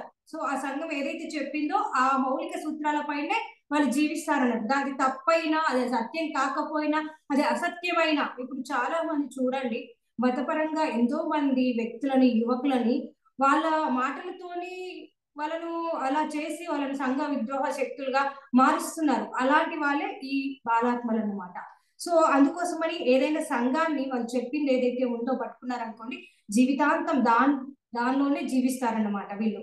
సో అలా వీళ్ళు ఏదైనా ఒక బలమైన అభిప్రాయ భేదం వచ్చే వరకు కూడా ఆ సంఘం నుంచి వీళ్ళు చాలా మూల స్తంభాలుగా ఉంటారు, బయటికి వెళ్ళిపోరన్నట్టు. సో అలా ఉంటారు. విభేదాలు తలెత్తినప్పుడు కూడా వీళ్ళకు లోతుల్లో విభేదాలు అంటే చాలా భయభ్రాంతులు. అంటే విభేదాలు రావద్దు అనే ఒక భావనలో ఉంటారన్నమాట. ఉన్నప్పటికీ పైకి మాత్రం తమ సంఘం తరపున చాలా బలంగా వాదిస్తారు.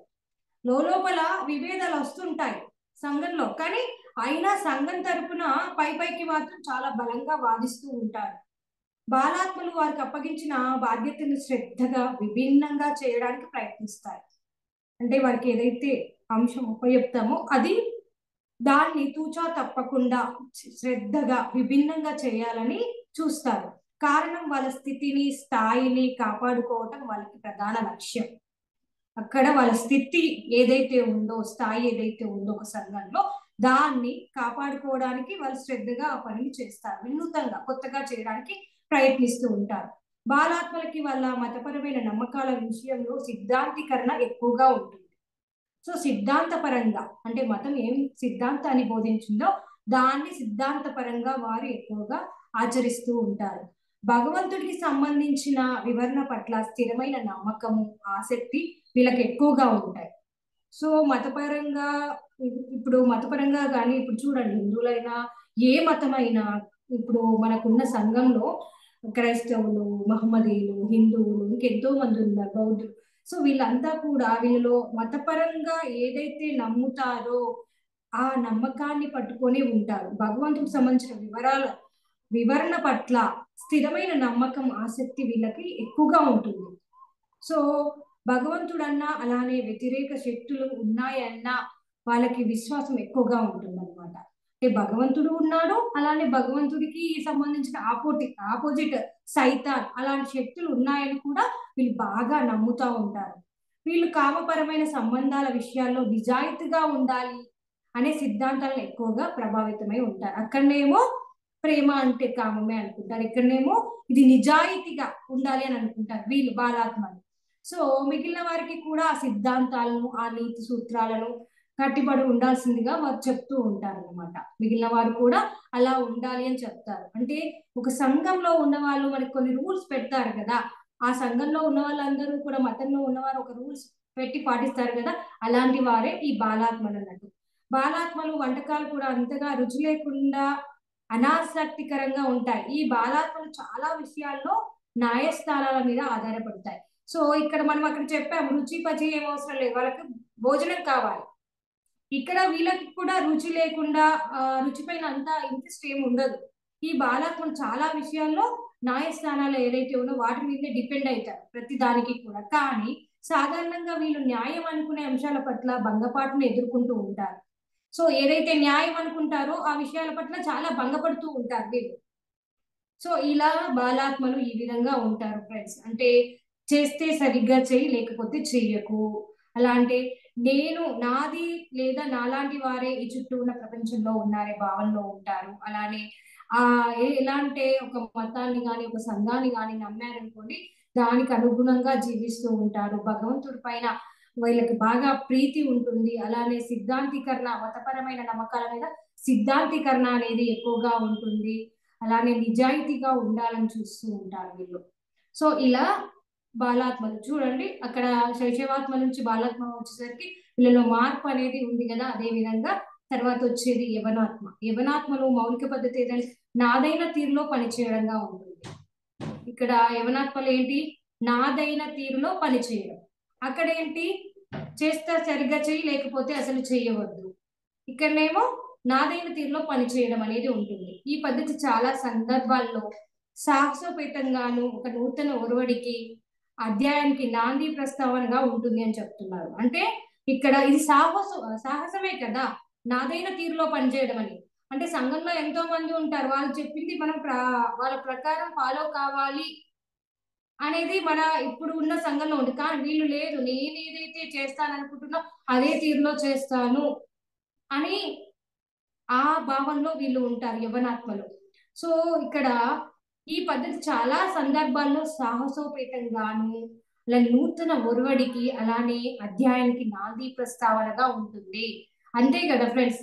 ఇప్పుడు మనకి చూడండి, ఎంతో మంది ఒక పని చేస్తున్నప్పుడు ఒక వ్యక్తి ఒక కొత్త రకంగా తానైన తీరులో చేయడం అని అంటే అది సాహసమే. అలానే అది కొత్తదనానికి, అలానే కొత్త అధ్యయనానికి నాంది పలికినట్టే కదా.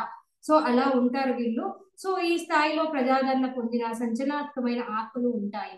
అంటే ఎక్కువ ప్రజాదరణ పొందిన వాళ్ళు, అలానే సంచలనాత్మకమైన ఆత్మలు ఈ స్థితిలో ఉన్న వాళ్ళు అని చెప్తున్నారు. యవనాత్మలు సాధారణంగా ఈ భౌతిక తలంలో క్లిష్టతరమైన సవాళ్ళను పెట్టుకొని వాటిని సాధించే ప్రయత్నం చేయడంలో వాళ్ళు చాలా ఉచితను చూపిస్తూ ఉంటారన్నమాట. వీళ్ళ సంస్కృతులను అంటే వీళ్ళని ఏమంటారంటే సంస్కృతికి రూపకర్తలుగా ఉంటారు అని చెప్తున్నారు. ఏదైనా సంస్కృతి మన భారతదేశ సంస్కృతిని మనం ఏ విధంగా అయితే బాగా గాఢంగా నమ్మే వాళ్ళు ఉంటారు చూడండి, వీళ్ళే అని చెప్తున్నారు యవనాత్మలు, ఈ స్థితిలో ఉన్న వాళ్ళు. ఈ ఆత్మలు నన్నుగా, ఎదుటి వారిని నువ్వుగా స్పష్టంగా అర్థం చేసుకుంటాయి. అంటే నేను, నువ్వు వేరు అని స్పష్టంగా అర్థం చేసుకుంటాయి. సో ఇక్కడ ఏంటంటే ఎదుటి వారిని తమకంటే వేరుగానే భావిస్తారు. అయితే ఈ యవనాత్మలు వారికి ఉన్న పరిమిత అవగాహన శక్తి వల్ల ఎంత ఉత్తేజితంగా పనిచేస్తున్నప్పటికీ సందేశాత్మకంగా ఉంటారు. అంటే వాళ్ళకి పరిమిత జ్ఞానం ఉన్నప్పటికీ, పరిమిత అవగాహన శక్తి ఉన్నప్పటికీ వీళ్ళు ఎలా ఉంటారంటే ఆ సంఘానికి సందేశం చెప్పేవారుగానే కనిపిస్తారు. వారికి సమాచారము పరిమితంగా ఉంది, అవగాహన కూడా పరిమితంగా ఉంది, కానీ చూసే వాళ్ళకి ఒక సందేశం ఇస్తున్నారు అన్నట్టు ఉంటారన్నట్టు ఈ ఆత్మలు. సో సాధారణంగా వీరు ఉన్నత చదువులు అంటే కనీసం పట్టభద్రులైనా అయి ఉంటారు. ఉన్నత చదువులు అక్కడనేమో ఫస్ట్ ఏమో ఇష్టమే ఉండదు, తర్వాతనేమో కాస్త ఓకే. ఇప్పుడు వీళ్ళైతే ఉన్నత చదువుల్లో పట్టభద్రులై ఉంటారు. మరి వారి ముఖ్య ఉద్దేశాలకు అనుగుణంగా అవిస్తృతంగా పనిచేస్తూ ఉంటారు. వారి ఉద్దేశం ఏదైతే ఉందో దానికి తగ్గట్టు విశ్రాంతి లేకుండా పనిచేస్తూ ఉంటారు. వీళ్ళు సాధించడం అనేది ఈ ఆత్మల స్థితికి ప్రధాన లక్ష్యంగా ఉంటుంది. ఏదైనా సాధించాలి అని అంటే వాళ్ళు సాధించి తీరుతారన్నమాట, అది వాళ్ళకి ప్రధాన లక్ష్యం. మతపరమైన ఆసక్తి ఉంటే వాళ్ళ మతం యొక్క సాంప్రదాయాలను విపరీతమైన శ్రద్ధాభక్తులతో ఆచరించే వాళ్ళుగా ఉంటారు. వాళ్ళేమో సిద్ధాంతం ఏది చెప్పిందో దాని ప్రకారం ఫాలో అవుతారు. వీళ్ళేంటి, విపరీతమైన సాంప్రదాయాలు, విపరీతమైన శ్రద్ధాభక్తులతో ఉంటారు. మతం పైన చాలా శ్రద్ధ అన్నట్టు మతం పైన వీళ్ళకి. సో ఈ యవనాత్మల పద్ధతి ఆయా మత సాంప్రదాయాల పోషణకి, ప్రచారానికి ఆధారంగా ఉంటుంది. వీరి ఎలా ఉంటుందంటే పద్ధతి, సో వాళ్ళ మతానికి సంబంధించిన సాంప్రదాయాలు ఏవైతే ఉన్నాయో ఆ సాంప్రదాయాల ప్రచారానికి ఆధారంగా ఉంటుంది. ఫర్ ఎగ్జాంపుల్ మన మతంలో సాంప్రదాయం చక్కగా బొట్టు పెట్టుకొని ఇలా ఉండాలి అంటాం కదా, అలా ఆ ఆచారాలు ఏవైతే ఉన్నాయో వాటిని పాటించేటానికి, అంటే ఆ ప్రచారానికి ఆధారంగా ఉంటారు వాళ్ళు. అంటే వాళ్ళు అలా కట్టు కొట్టు కూడా ఆ విధంగా ఉంటుంది. ఆచారం ఏదైతే ఉందో ఆ ఆచారాన్ని తూచా తప్పకుండా వీళ్ళు పాటిస్తారన్నట్టు. సో అందరూ కంపల్సరీ బొట్టు పెట్టుకోవాలి చక్కగా. ఏంటి మనకి ఉంటాయి కదా, గాజులు వేసుకోవాలి ఇలా అని ఎన్నో సాంప్రదాయాలు ఉంటాయి కదా ఒక్కొక్క మతంలో. ఆ సాంప్రదాయాలను తూచా తప్పకుండా వీళ్ళు పాటిస్తారన్నట్టు. ఇది ప్రచారంగా ఉంటుంది, వీళ్ళని చూసి ఈ విధంగా ఉండాలి అనే విధంగా ఈ మతస్థులు. సో యవనాత్మలు కనుక ఆస్తికులైతే ఆ విధంగా ఉంటారు. నాస్తికులైతే అంతే తీవ్రంగా నాస్తికవాదానికి కొమ్ము కాస్తారన్నమాట. సో వాదిస్తారు దేవుడు లేడు, మతం లేదు అని. వాళ్ళు మతాన్ని నమ్మిండ్రు అనుకోండి, ఆ ఆచారాలను నమ్మిండ్రు అనుకోండి, ఆ విధంగా ఉంటారు. నమ్మలేదనుకోండి ఆపోజిట్. సో ఆ విధంగా ఉంటారు. ఈ సిద్ధాంతాన్ని అంతే బలంగా ప్రచారం చేస్తూ ఉంటారు. అప్పుడు అక్కడ సాంప్రదాయాలను ఏ విధంగా అయితే బలంగా ప్రచారం చేస్తారో, వీళ్ళు ఇది నమ్మితే దాన్ని కూడా నాస్తికత్వాన్ని అంతే బలంగా ప్రచారం చేస్తూ ఉంటారు. వాళ్ళు దేన్నైనా పరిత్యజిస్తే దాన్ని అందరికీ తెలిసేలా, అంటే బయటకి ఆర్భాటంగా చేస్తారన్నమాట. వాళ్ళు దేన్నైతే పరిత్యజిస్తే దాన్ని అందరికీ తెలిసే విధంగా ఆర్భాటంగా చేస్తారనమాట. అదే విధంగా మరికొన్ని యవనాత్మలు సో లైంగిక స్వేచ్ఛ సిద్ధాంతాన్ని కూడా అంతే ఉచుకతో ప్రచారం చేస్తారు. అంటే ఇక్కడ రూల్స్ ఏమీ లేవు. అంటే రూల్స్ అంటే ఎవరికైనా స్వేచ్ఛ ఉంటుంది. ఇక్కడ సహజీవనం గురించి ఎంతో మంది మాట్లాడుతూ ఉంటారు, చూస్తూ ఉంటారు. దీనిలో తప్పేముంది అనే భావనలో బోధించే వారిగా అలా దాన్ని అది మాట్లాడే విధంగా ఉంటారన్నమాట. లైంగిక స్వేచ్ఛ ఉండాలి అనేవి ఆ తీరు ఎవరికైతే ఉంటారో అలాంటి ఆత్మలు మాత్రమే, యవనాత్మల్లో మాత్రమే అలాంటి గుణాలు కనిపిస్తాయని చెప్తున్నారు. యవనాత్మలు తాము ఆశించినట్టుగా తోటి వాళ్ళు జీవించినప్పుడు వారిని అంతే ఎక్కువగా అసహించుకుంటారు. అంటే తాము ఆశించినట్టుగా జీవించని వారిని, తాము ఏదైతే ఆశిస్తున్నారో ఆ తోటి వాళ్ళు కూడా ఆ విధంగా జీవించినప్పుడు వారిని విపరీతంగా అసహించుకుంటారంట. సో అలానే ఇక్కడ ఏంటంటే ప్రాథమిక స్థితిలో వాళ్ళు చిన్నప్పుడు ఏ ఆహార అలవాట్లను ఉన్నాయో, చిన్నప్పటి నుంచి అలవాటు పడి ఉన్నారో దానికే జీవితాంతం కట్టుబడి ఉంటారంట. అంటే చిన్నప్పుడు ఎలాంటి ఆహార భోజనాలు తిన్నారో సో ఇంకా జీవిత పర్యాంతం కూడా అలాంటి ఆహారమే వాళ్ళు తీసుకుంటూ ఉంటారు. వేరే ఆహారం వాళ్ళకి నచ్చదు అనమాట. అంటే వాళ్ళకి అది ఒక అలవాటు లాగా అయిపోతుంది. సో మనం ఎంత చెప్పినా కానీ వాళ్ళు మారరు అన్నమాట. ఈ ఆహారం సరి అయింది కాదని చెప్పినా కానీ వాళ్ళు మారరు. సో వాళ్ళు డాబు కోసము పెంపుడు జంతువులను ఎక్కువగా పెంచుతూ ఉంటారు అనమాట. సో పెంపుడు జంతువులను పెంచుకుంటే ఒక గొప్ప అనే వాళ్ళ భావనతోని వాళ్ళు ఎక్కువగా పెంపుడు జంతువులను పెంచుతూ ఉంటారు. అలానే భౌతిక తలంతో ఎక్కువగా బంధాన్ని కలిగి ఉంటారు. భౌతిక తలంతో ఎక్కువగా బంధాన్ని, అందువల్ల ఎక్కువ పాఠాలు నేర్చుకోలేకపోతూ ఉంటారు. మరణ సమయంలోని సూక్ష్మలోక ఆరామం సమయంలో కూడా అలాగేనే ఉంటారంట. అంటే మరణ సమయంలో ఇంకా సూక్ష్మలోక వాసులు వచ్చి వాళ్ళు ఎంత చెప్పినా కానీ వాళ్ళ ఈ భౌతిక తలం పైన మోహం అనేది ఉంటుంది అని చెప్తున్నారు. సో వీరు మరణించిన తర్వాత తిరిగి జన్మించాలి అనే ఆతృతతో ఉంటారు. త్వరగా జన్మించాలి తిరిగి అని వీళ్ళకు ఆతృత అనేది ఎక్కువగా ఉంటుంది. శరీరం లేకుండా ఉండడం అనేది ఈ ఆత్మలకు బొత్తిగా నచ్చని అంశంగా ఉంటుందంట. శరీరం లేకుండా ఉండడం అనేది వీరికి నచ్చదు. సో శరీరం లేని స్థితి యవనాత్మలకు భయానకంగాను, అలానే ప్రౌఢాత్మలకు ఆసక్తికరంగాను, వృద్ధాత్మలకి ఆనందదాయకంగాను ఉంటుందంట. శరీరంగా లేకుండా ఉండడం అనేదేమో ఈ యవనాత్మలకేమో భయానకంగా ఉంటుంది, ప్రౌఢాత్మలకేమో ఆసక్తిగా ఉంటుంది, ఇంకా వృద్ధాత్మలకేమో ఆనందదాయకంగా ఉంటుంది. ఇంకా శరీరం లేకుండా హ్యాపీ అనే భావనలో వృద్ధాత్మలు ఉంటాయి. సో తర్వాత వచ్చేది ప్రౌఢాత్మ. ఇక్కడ ప్రౌఢాత్మ మౌలిక పద్ధతి ఏంటి? ఇక్కడ మాత్రమే చెయ్యి, ఇంకా అలా ఉంటారు అన్నట్టు. ఇక్కడ మాత్రమే చెయ్యి, ఇప్పుడు భూలోకం వచ్చావు కదా ఇది చేసేయి అనే భావనలో ఉంటారన్నమాట. ప్రౌఢాత్మల స్థితి అతి అంతర్ముఖంగా, ఫలితం చాలా తక్కువ, ప్రశాంతంగా ఉంటుంది. అంటే ఎప్పుడు అంతర్ముఖంగా ఉంటారు, అంటే లోపల ఆత్మ వైపే వాళ్ళ యొక్క దృష్టి అనేది ఉంటుంది.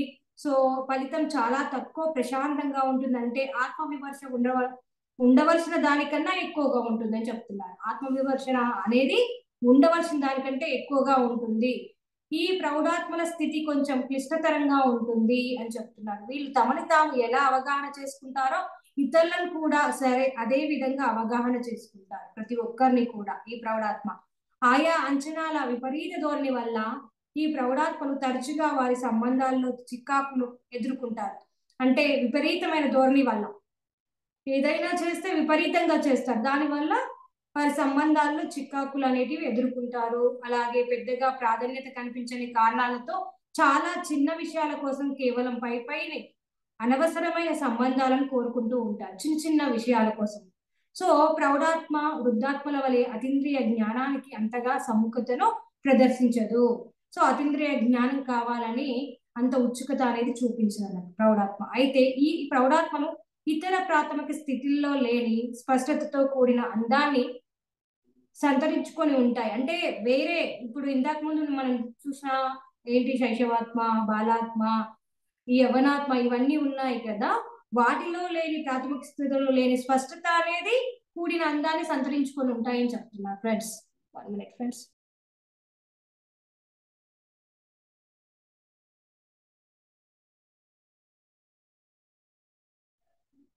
Sorry friends. అయితే మనకి అంతకుముందు ఉన్న ఈ దశలలో బాలాత్మ కానీ, ఇక్కడ శైశవాత్మ, బాలాత్మ, యవనాత్మ ఏవైతే ఉన్నాయో ప్రాథమిక స్థితిలో వాటిలో లేని స్పష్టత కూడిన అందాన్ని ఇవి సంతరించుకొని ఉంటాయి ఈ ప్రౌఢాత్మలు. సో ఈ ఆత్మలు చివరి దశలో సత్యాన్వేషణ ప్రారంభిస్తాయి. చివరి ఇంకా వాటి యొక్క జన్మపరంగా ఎన్నో జన్మలు ఎత్తిన తర్వాత ఈ స్థితి అనేది మారుతుంది కదా, ప్రౌఢాత్మ అనే స్థితి ఇంకా లాస్ట్ జన్మల్లో ఏంటంటే సత్యాన్వేషణను మొదలు పెడతాయి అన్నమాట. ఈ స్థితిలో నిరుపయోగంగా ఉంటున్న మెదడు సామర్థ్యం పనిచేయడం ప్రారంభిస్తుంది. అప్పుడు నిరుపయోగంగా ఉన్న ఆ మెదడు యొక్క పని అనేది ప్రారంభించబడుతుంది అని చెప్తున్నారు. సో ఈ ప్రౌఢాత్మలు సరి అయిన గుర్తింపు పొంది అసలైన పని మొదలయ్యేంత వరకు మానసిక ప్రేరణలు తరచుగా సంభవిస్తాయి. అంటే ఈ ప్రౌఢాత్మలకు సరి అయిన గుర్తింపు పొందిన తర్వాత అసలైన పని అనేది మొదలయ్యే వరకు మానసికంగా ప్రేరణలు తరచుగా సంభవిస్తాయి. మానసికంగా ప్రేరణ అనేది వస్తూ ఉంటుంది లోపల నుంచే. క్రమంగా సత్యపు ఛాయలు లీలగా గోచరిస్తాయి. సో కళల్లో కానీ ఇంకా అంటే అలా లీలగా సత్యపు ఛాయలు అనేటివి వస్తాయి. అవగాహనలో పరిపూర్ణత మాత్రం అంతంత మాత్రంగానే ఉంటుంది. సత్యం గురించి తెలుస్తుంది కానీ అవగాహన మాత్రము అంతంత మాత్రమే ఉంటుంది. సో ప్రౌఢాత్మలు వేటి కోసము పరితపిస్తున్నట్టు ఉంటాయి కానీ అయితే దేనికోసం సరిగ్గా అర్థం కాని స్థితిలో ఉంటాయి. దేనికోసమో పరితపిస్తాయి, బట్ దేనికోసం పరితపిస్తున్నాము, దేనికోసం వెతుకుతున్నాము అనేది వాటికి సరిగ్గా అవగాహన అనేది ఉండదు, అర్థం కాని స్థితిలో ఉంటాయి. సో మొత్తం మీద వాళ్ళకే తెలియని ఒక కొత్త సామర్థ్యం కోసం ప్రయత్నిస్తూ ఉంటారు వీళ్ళంతా కూడా. ఆ కారణం వల్ల ఈ ప్రౌఢాత్మలు దివ్యాత్మల సహచర్యంలో తప్ప వారి వారి జీవితాలను సరిగ్గా ఆనందంగా చేసుకోలేకపోతారు. అంటే దివ్యాత్మల సహచర్యం ఉంటే మాత్రము వీళ్ళ జీవితాలు అనేది ఆనందంగా ఉంటుంది. అలానే దివ్యాత్మ యొక్క ఇక్కడ సహచర్యం లేకపోతే వీళ్ళ జీవితం అనేది ఆనందంగా చేసుకోలేకపోతూ ఉంటారు. అందుకే ఈ స్థితి ఒకంత ఇబ్బందికరంగా ఉంటుంది అని చెప్తున్నారు. సో ప్రౌఢాత్మలు సాధారణంగా ఉన్నత విద్యలను వరిస్తాయి. ఈ ప్రౌఢాత్మలు ఉన్నత విద్య చదివి ఉంటారు. అయితే ప్రతిసారి ఈ విద్య వ్యవస్థాగతమైనదే కానవసరం లేదు.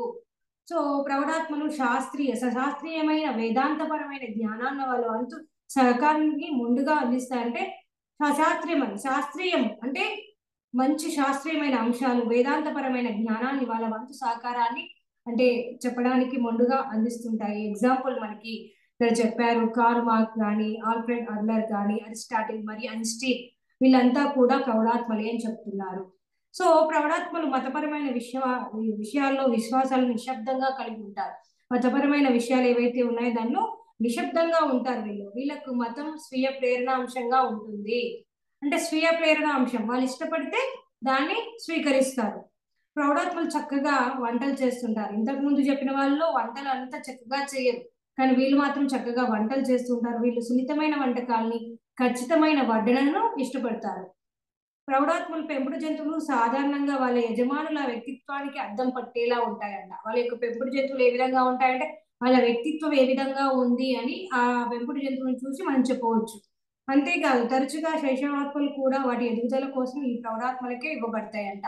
సో శైశవాత్మలు ఏవైతే ఉన్నాయో ఈ ప్రౌఢాత్మలకే ఇవ్వబడతాయి. అంటే వాళ్ళ తల్లిదండ్రులు ఎవరు అంటే ప్రౌఢాత్మల్ని ఎంచుకుంటారన్నట్టు శైశవాత్మ. సో అందుకోసమే వాళ్ళకే ఇవ్వబడతాయని చెప్తున్నారు. తర్వాత వచ్చి వృద్ధాత్మ. ఇంకా వృద్ధాత్మ మౌలిక పద్ధతి అంటే నువ్వు చెయ్యాలనుకున్నది నువ్వు చెయ్యి, అలాగే నేను చెయ్యాలనుకున్నది నేను చేస్తాను. నువ్వు చెయ్యాలనుకున్నది ఏదైతే నువ్వు చెయ్యి, అలాగే నేను చెయ్యాలనుకున్నది ఏదో నేను చేస్తానన్నట్టు ఉంటారనమాట. ఇంకా వీరు ఇతరులు తాము కూడా ఓ చిన్న విభాగంగా ఉన్న ఒకానొక పెద్దదైన చైతన్యంలోని విభాగాలుగా గుర్తిస్తారు.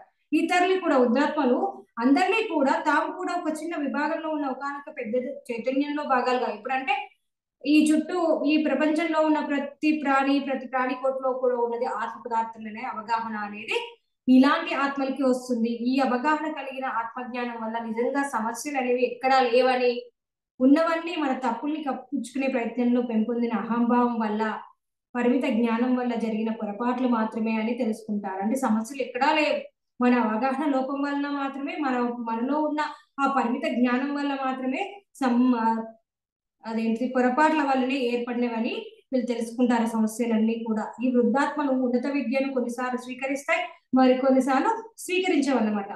గురువు ప్రోద్బలంతోనో లేదా ఆయా అర్హతల వాళ్ళ జీవితోద్దేశానికి సహకరిస్తాయని స్పృహ ఉంటేనే వీళ్ళు ఈ వృద్ధాత్మలు ఆ ఓ స్థాయి చదువులకు జోలికి వెళ్తాయంట, లేకుంటే వెళ్ళాయంట. ఎక్కువ శాతం వృద్ధాత్మలు తోటమాలిగా ఉండడానికి ఇష్టపడతారంట. తోటమాలి అంటే చెట్లతో అనుబంధం ఎక్కువగా ఉండాలనే ఉద్దేశంతో అలా ఉంటారంట. భూస్వాములైన యవనాత్మలు సాధారణంగా వీళ్ళ పరిధానాన్ని మెచ్చుకొని వీరికి బహుమతులు ఇవ్వడం జరుగుతూ ఉంటుంది అని చెప్తున్నారు. ఇక్కడ వృద్ధాత్మలు ఈ భౌతిక సిరి సంపదలు కేవలం తాత్కాలికమైనవే అన్న ఒక లోతైన అవగాహన కలిగి ఉంటారు. ఈ భౌతికమైన సిరి సంపదలు కేవలం తాత్కాలికమైనవి, అందువల్ల వాటిని పొందడం విషయంలో అతి పెద్దగా ఉత్సాహాన్ని చూపించారంట వీళ్ళు.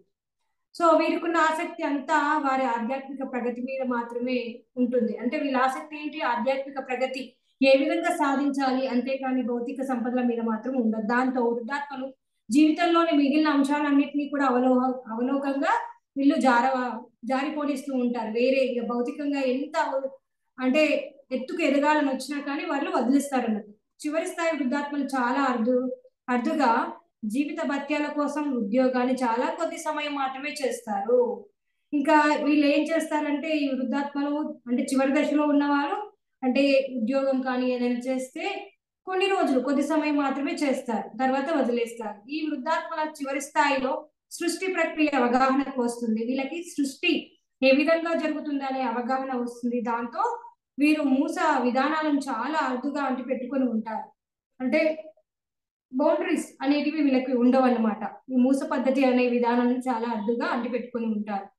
ఈ ఆత్మలు చాలా సున్నితంగా ఉండి సన్నిహిత భౌతిక సంబంధాలను చాలా బాగా ఆనందించగలుగుతారు. అంటే సున్నితత్వం ఉంటుంది కాబట్టి సన్నిహితంగా ఉన్న భౌతికంగా ఉన్న వాళ్ళతో ఆనందంగా జీవించగలుగుతారు. ఈ వృద్ధాత్మలు ప్రాథమిక స్థాయిలో ఉన్నవారు తమ సహచరులను ఉత్తేజాన్ని ఇవ్వగలుగుతారు. ప్రాథమిక స్థాయిలో ఉన్న ఈ వృద్ధాత్మలు అంటే మొట్టమొదటిగా ఉన్న కొన్ని జన్మల్లో ఉన్న వాళ్ళు సహచరులు ఎవరైతే ఉన్నారో వారికి ఆనందాన్ని ఉత్తేజాన్ని ఇస్తుంటారు. ఈ ఆత్మలు చాలా సాధారణంగా వంటలు చేస్తారు. చాలా వృద్ధాత్మలు జంతువులలో విశ్వాసాన్ని అంటే జంతువులలో కూడా విశ్వాసాన్ని పెంపొందిస్తారంట. జంతువులు కూడా వీరికి బాగా ప్రతిస్పందిస్తాయి అని చెప్తున్నారు. ఎక్కువగా బొచ్చు కుక్కలు వృద్ధాత్మల పెంపుడు జంతువులై ఉంటాయంట. బొచ్చు కుక్కలు ఏవైతే ఉంటాయో వాటిని పెంచుకుంటూ ఉంటారని చెప్తున్నారు. అన్ని వృద్ధాత్మలు చివరికి ఆత్మజ్ఞానం వైపు, కళల వైపు పయనిస్తూ ఉంటారు. కళలు అంటే నాట్యము, సంగీతము అలాంటి వైపు ప్రయాణిస్తూ ఉంటారు అని చెప్తున్నారు. తర్వాత మనకి పరియుక్త ఆత్మలు, 6వ ఆత్మ స్థితి ఏంటంటే పరియుక్త ఆత్మ. సో ఎక్కువగా ఆది భౌతిక తలాల్లో ఉండేవే కావడం చేత, ఆది భౌతిక అంటే భౌతిక తలానికి పైన ఉండేటివి కావడం చేత ప్రత్యేకించి తమను తాము రూపొందించుకోవాల్సినప్పుడు మాత్రమే ఈ పరియుక్త ఆత్మలు తమకు పద్ధతిని కలిగి ఉంటాయని చెప్తున్నారు. ఈ పరియుక్తాత్మలు ఎప్పుడూ కూడా ఆది భౌతిక తలంలో ఉంటాయి, ఈ భౌతిక తలంలో ఉండవు. సో వారికి ఏదైతే కావాలని ప్రత్యేకించి రూపొందించుకోవాలనుకుంటారో అప్పుడు మాత్రమే ఈ పరియుక్తాత్మలు తమకు పద్ధతిని కలిగి ఉంటాయి. ఈ పరియుక్తాత్మలు ఇతరులను కూడా తనలాగే 100% అనుభవంలోకి గ్రహిస్తూ ఉంటుందంట. అంటే ఇతరులు ఎవరైతే ఉన్నారో వారు కూడా తనలాగే 100% అనుభవంలో గ్రహిస్తుంది. అంటే నేరుగా భావ ప్రసారం అంటే టెలిపతి, అలాగే మానసిక సంభాషణ ఈ ఆత్మల విషయంలో జరుగుతూ ఉంటుంది అని చెప్తున్నారు. టెలిపతి అనేది కొందరికి తెలుస్తుంది, టెలిపతి ద్వారా తెలిసింది అంటారు కదా. ఈ ఆత్మలని పరియుక్త ఆత్మలకు మాత్రమే సాధ్యం. పరియుక్తాత్మలు ఎక్కువగా ఆది భౌతిక తలంలో ఉండేవి అని చెప్పుకున్నాము. ఈ పరియుక్తాత్మలు ఎప్పుడు కూడా ఏంటంటే నేరుగా భావ ప్రసారం టెలిపతి అలానే మానసిక సంభాషణ ఆత్మ విషయంలో జరుగుతూ ఉంటుంది. సో అలానే ఈ తేజోమయ ఆత్మలు ఏవైతే ఉన్నాయో ఈ పరియుక్త ఆత్మలు చాలా అరుదుగా భౌతిక శరీరంతో జన్మం ఉంటాయి అన్నట్టు. అంటే చాలా అరుదుగా ఈ భౌతిక శరీరంతో ఇవి జన్మ తీసుకుంటాయి. ఒకవేళ తీసుకోవటం జరిగినా అది కేవలం ఈ గ్రహం మీది అలానే ఆధ్యాత్మిక అంటే ఈ గ్రహం మీద ఆధ్యాత్మిక భావన పెంపొందించడానికి లేదా వేదాంతిక అవసరాల కోసం మాత్రమే అయి ఉంటుంది. ఇప్పుడు ఫర్ ఎగ్జాంపుల్ మన కృష్ణ పరమాత్మ వీళ్ళంతా ఉన్నారు కదా, వీళ్ళంతా అనంతాత్మలు. ఇంకా దానికి సంబంధించిన మనకి ఆ ఎవరైతే ఆది శంకరాచార్య వారు వీళ్ళందరూ ఉన్నారు కదా, వీళ్ళంతా కూడా ఏంటంటే ఆధ్యాత్మిక వేదాంతిక అవసరాల కోసం మాత్రమే వీరు భౌతిక శరీరాన్ని ఎన్నుకుంటారు. ఒకానొక పరియుక్తాత్మ తన జీవిత చక్రంలో ఏ సమయంలోనైనా అంటే వృద్ధాత్మను ప్రక్కకు పంపి ఆ భౌతిక శరీరాన్ని ఆక్రమించగలదు అని చెప్తున్నారు. అంటే ఇక్కడ ఈ పరియుక్తాత్మ ఎప్పుడైనా అవసరము ఇక్కడ ఈ గ్రహం మీద అన్నప్పుడు వృద్ధాత్మని ఎంచుకుంటుంది. వృద్ధాత్మని ఆ శరీరంలో నుంచి ప్రక్కకు పంపి తను ఆ విధంగా తను ఏం చేస్తుందన్నమాట, అప్పుడు ఆ జీవిత చక్రంలోని ఏ సమయంలో కానీ ఆ వృద్ధాత్మ యొక్క జీవిత చక్రంలోకి అది వెళుతుంది, ఆ భౌతిక శరీరాన్ని ఆక్రమించుకుంటుంది. సో ఆ పరిసరాలకు అవసరమైన సాంస్కృతిక వైరాగ్య మరియు ఆధ్యాత్మిక విప్లవానికి కారణమవుతుంది. అంటే అక్కడ ఉన్న పరిస్థితులు అక్కడ సాంస్కృతికంగా కానీ వైరాగ్యంగా కానీ ఆధ్యాత్మికంగా కానీ ఎదగడానికి అక్కడ ఏమి బోధించాలి ఏమి చెప్పాలి దానికి అనుగుణంగా అది అవసరం అవుతుంది. కాబట్టి అక్కడ జన్మ తీసుకుంటుంది. అక్కడ జన్మ అంటే ఆ శరీరంలోకి వెళ్తుంది. సో పరియుక్త ఆత్మలు చాలా అరుదుగా, అది కూడా మరి జీవిత ప్రణాళికకు అత్యవసరం అయితే మినహా తప్పనిసరి పరిస్థితిలో మాత్రమే వ్యవస్థాపరమైన విద్యను అభ్యసిస్తాయి. అంటే ఇంకా కంపల్సరీ కావాలి అని అనక చాలా ఖచ్చితంగా గంభీరంగా దాన్ని వదిలి వెళ్ళిపోతారన్నమాట. తర్వాత ఇంకా అక్కడ ఆ విద్య కానీ అది ఏం అవసరం లేదని అలా వదిలి వెళ్ళిపోతూ ఉంటారు. ఈ విధంగా పరియుక్తాత్మలు ఉంటారు. లాస్ట్ గా అనంతాత్మలు. ఈ అనంతాత్మ మూల చైతన్యాన్ని సంపూర్ణంగా అవగాహనలో కలిగి ఉంటుంది. అంటే మూల చైతన్యం మొత్తాన్ని గురించి కూడా సంపూర్ణమైన అవగాహన అనేది కలిగి ఉంటుంది. మరి మొత్తం విశ్వ జ్ఞానంతో నేరుగా అనుసంధానించబడి ఉంటుంది. మనకి కృష్ణ పరమాత్మని ఎగ్జాంపుల్ గా తీసుకోవచ్చు. పరియుక్త ఆత్మలకి గాని అనంతాత్మలకి గాని భౌతిక జీవితంతో ఎలాంటి అవసరం ఉండదు. ఈ పరియుక్తాత్మలకు గాని అనంతాత్మలకి ఈ రెండిటికి కూడా భౌతిక జీవితంతో ఎలాంటి అవసరం ఉండదు. భౌతికంగా ఇక్కడ జన్మ తీసుకోవాలని కావాలనుకున్నప్పుడు వాళ్ళు జన్మ తీసుకుంటారు. లేకుంటే వృద్ధాత్మల యొక్క ఆ శరీరాలను లోకి వారు వాకిన్ అవుతూ ఉంటారు అని చెప్తున్నారు. చాలా చాలా అరుదుగా ఒక ఉన్నత కారణ శరీరం గాని ఒక ఉన్నత మనో శరీరం గాని వృద్ధాత్మ స్థానాన్ని ఆక్రమిస్తుంది. అంటే ఉన్నత కారణ శరీరం గాని ఉన్నత మనో శరీరం గాని వృద్ధాత్మ యొక్క స్థానాన్ని ఆక్రమిస్తుంది. ఇలా జరిగినప్పుడు ఆయా ఆత్మల్లో లైంగిక వాంఛలు అనేటివి ఆవిరైపోతాయి. ఇక లైంగిక వాంఛలు అనేటివే ఉండవు వాటికి. ఈ అనంతాత్మలు మాయకు అన్ని విధాల అతీతంగా ఉంటాయి. మాయకు చిక్కుకోరు. సో ఇవి అన్ని విధాల అతీతంగా ఉంటాయి. సో ఈ విధంగా మనకి ఆత్మ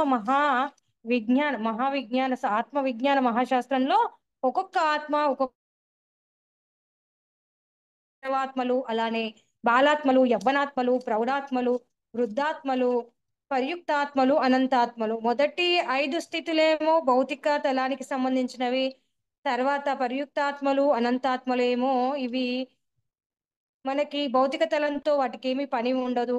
సో ఈ భౌతిక తలం అనేది అవసరమే ఉండదు. ఈ పరియుక్తాత్మలకి అనంతాత్మలకి భౌతిక జీవితంతో ఎలాంటి అవసరం ఉండదు. ఈ విధంగా ఆత్మ యొక్క విజ్ఞానము ఆత్మ యొక్క ఎదుగుదల అనేది జరుగుతుంది ఫ్రెండ్స్. సో ఎంతో అద్భుతంగా మనకి పత్రిజీ గారు ఆత్మ విజ్ఞాన మహాశాస్త్రం గురించి తెలియజేశారు. సో ఈ చక్కటి అవకాశం నాకు ఇచ్చినందుకు కల్పించినందుకు బ్రహ్మాస్ టీవీ వారికి ప్రత్యేకమైన కృతజ్ఞతలు తెలియజేసుకుంటున్నాను. అలానే సరితా మేడంకి కూడా నా యొక్క ప్రత్యేకమైన కృతజ్ఞతలు friends. Thank you to all. Thank you. చాలా అద్భుతంగా బోధించారు మేడం. అంటే ఆత్మ విజ్ఞాన శాస్త్రం అంటే ఆత్మలో ఎన్ని దశలు ఉంటాయి, ఈ ఆత్మలు ఎవరెవరు ఏ పనులు ఎలా చేస్తారు, వాళ్ళ ఒక నమ్మక వ్యవస్థ, వాళ్ళ ఒక కార్యక్రమాలు అంటే ఎలాంటి కర్మలు చేస్తారు, అవంతా చాలా గొప్పగా వివరించారు మేడం. ఇప్పుడు చాలా మందికి వినేటప్పుడు నేను ఏ దశలో ఉన్నాను అనే ప్రశ్న అయితే తలొస్తూనే ఉన్నింది. చాలా అద్భుతంగా వివరించారు మేడం. మీరు మాకు ఇంత గొప్ప జ్ఞానాన్ని అందించి మీ యొక్క సమయాన్ని కేటాయించినందుకు శతకోటి కృతజ్ఞతలు madam. Thank you madam. Thank you very much madam. So మనం ఇది తెలుసుకున్నప్పుడు మనము ఏంటంటే ఈ ఆత్మల స్థితిని తెలుసుకున్నప్పుడు ఒక్కొక్క ఆత్మ ఈ విధంగా ఎందుకు ఉంటుందని ఒక భావన మన కుటుంబంలో కావచ్చు, సమాజంలో కావచ్చు, ఎంతో మంది ఎన్నో రకాలుగా ఉంటారు. మన చుట్టూ ఉన్న వాళ్ళు ఎందుకు అలా చేస్తున్నారని ఒక ఆలోచన, ఒక భావన అనేది మనలో నుంచి తొలగిపోతుంది. సో వాళ్ళ స్థితి ఆ విధంగా ఉంది, ఆ విధంగా జన్మ తీసుకొని వచ్చారు, వాళ్ళు ఇంకా నేర్చుకోవాల్సింది ఎంతో ఉంది. వాళ్ళకి ఆ జ్ఞానం మనం చెప్పినా గానీ అవగాహనలోకి రాదు. కానీ మనం ఆ అవగాహనను కల్పిస్తున్నప్పుడు వాళ్ళు సిద్ధంగా ఉండే వాళ్ళు నేర్చుకుంటారు. ఒకే జన్మలో ఇవన్నీ దశలు కూడా ఎదిగి మనకి ఉన్నతాత్మక మనం మారవచ్చు. ఎందుకంటే ఫర్ ఎగ్జాంపుల్ మనకి వాల్మీకి మహర్షి చూడండి, ఆయన ఏ విధంగా ఉండేవాడు, ఒకే జన్మలో అన్ని దశలను దాటుకొని లాస్ట్ గా పరియుక్తాత్మగా అనంతాత్మగా ఎదిగాడు. పరియుక్తాత్మగా అలా ఎదగడానికి కూడా అవకాశం ఉంటుంది. మనం బోధించే వాళ్ళు ఉంటే రెడీగా వాళ్ళు ఉంటారు. ఉన్నప్పుడు వాళ్ళు ఊరికే మనం చెప్తున్నప్పుడు అలా వాళ్ళ లోపల మార్పు రావచ్చు. సో అంటే ఒకే జన్మలో కూడా ఇన్ని మార్పులు జరగవచ్చు. కానీ ఇది మెల్లమెల్లగా జరుగుతుంది. ఈ ప్రాసెస్ అనేది ఎవరు చెప్పకుంటే ఈ ప్రాసెస్ అనేది జన్మ జన్మలుగా ఎన్నో జన్మలు ఎదుగుతూ అలా నేర్చుకుంటూ ఉంటాము. ఇలా మనం బోధించే వాళ్ళు ఉంటే అతి త్వరగా కొన్ని జన్మల్లోనే మార్పు అనేది సంభవించవచ్చు. మన పత్రిజీ గారు లాంటి వాళ్ళు మనకు తారసపడిన అలా ఉంటే. సో ఇది నా యొక్క అభిప్రాయం madam. Thank you madam. Thank you so much madam. Masters ఎవరైనా మేడంతో మాట్లాడాలనుకుంటే ఏదైనా ప్రశ్నలు ఏమైనా ఉండి అనుభవాలు ఏమైనా షేర్ చేసుకోవాలనుకుంటే దయచేసి హ్యాండ్ రైజ్ చేయండి మాస్టర్స్. నమస్తే తల్లి. చాలా మేడం. చక్కగా చెప్పారా. ఆ ఆ Thank you, చక్కగా madam. జ్ఞానాన్ని పత్రిజీ గారు ఇచ్చిన జ్ఞానాన్ని చక్కగా విడమర్చి అంటే చక్కగా చాలా స్పష్టంగా చెప్పారు తల్లి. చాలా బాగా అర్థమైంది. ఎందుకంటే ఏ ఆత్మ అంటే మనం అనుకుంటాం వాళ్ళు ధ్యానం చేయమంటే ధ్యానం చేయరు. వాళ్ళు ఎందుకు కష్టాలు పడుతున్నారు అంటే మనం ధ్యానం నేర్చుకున్న తర్వాత మనకి అనిపిస్తుంది అంటే వీళ్ళు ధ్యానం చేస్తే బాగుంది కదా, వీళ్ళెందుకు అనారోగ్యం పడుతున్నారు, వీళ్ళెందుకు బాధపడుతున్నారు, వీళ్ళెందుకు కష్టాలు పడి దుఃఖపడుతున్నారు, వీళ్ళు ధ్యానం చేస్తే బాగుంది. ఎంత చెప్పినా మన ఇంట్లో వాళ్ళు వింటలేదు, ఇంకా బయట వాళ్ళు వింటలేదు. ఏంటి ప్రపంచం అంతా ఇలాగుంది ఏంటి అని అనుకుంటాం. కానీ పత్రిసారి ఏం చెప్పారంటే ఒకసారి రెండుసార్లు టచ్ చేయండి, తర్వాత మూడోసారి చెప్పకండి. ఎందుకంటే వాళ్ళ దశల పరిణామ క్రమంలో నేర్చుకుంటారో వాళ్ళు ఏ దశలో ఉన్నారనేది ఈ 4 విధాలుగా మనకి చెప్పారు ఈ ఆత్మల కోసం. అది మీరు ఈరోజు చక్కగా ఈ జ్ఞానాన్ని ఈ జూమ్ ద్వారా మా అందరికీ అందించారమ్మా. చాలా చక్కటి జ్ఞానం చిన్న వయసులో చక్కగా మీరు అద్భుతంగా ఈ వయసులో మీరు అంత అద్భుతంగా తెలుసుకొని ఈ జ్ఞానాన్ని పంచగలుగుతున్నారంటే ఇది మహా అద్భుతం. ఎందుకంటే మీరు ఇప్పుడే తెలుసుకుంటే మీ ద్వారా ఎంత మందికో ఈ విషయాలు తెలుస్తాయి. మీలాంటి వాళ్ళు చెప్తుంటే ఇంకా బాగా వింటారు అందరినీ. ఎందుకంటే ఇంత చిన్న వయసులో ఈ అమ్మాయిని జ్ఞానం చేస్తూ ఇంత చెప్తుంది అంటే మనం కూడా ఆచరించాలి అనే ఆలోచన మీలాంటి యూత్కి వస్తుంది. మాలాంటి వాళ్ళు కూడా వినగల శక్తి వస్తుంది తల్లి. చాలా చక్కగా Thank you, చెప్పావు. madam. థ్యాంక్ యూ అమ్మా. థ్యాంక్ Thank యూ you, తల్లి.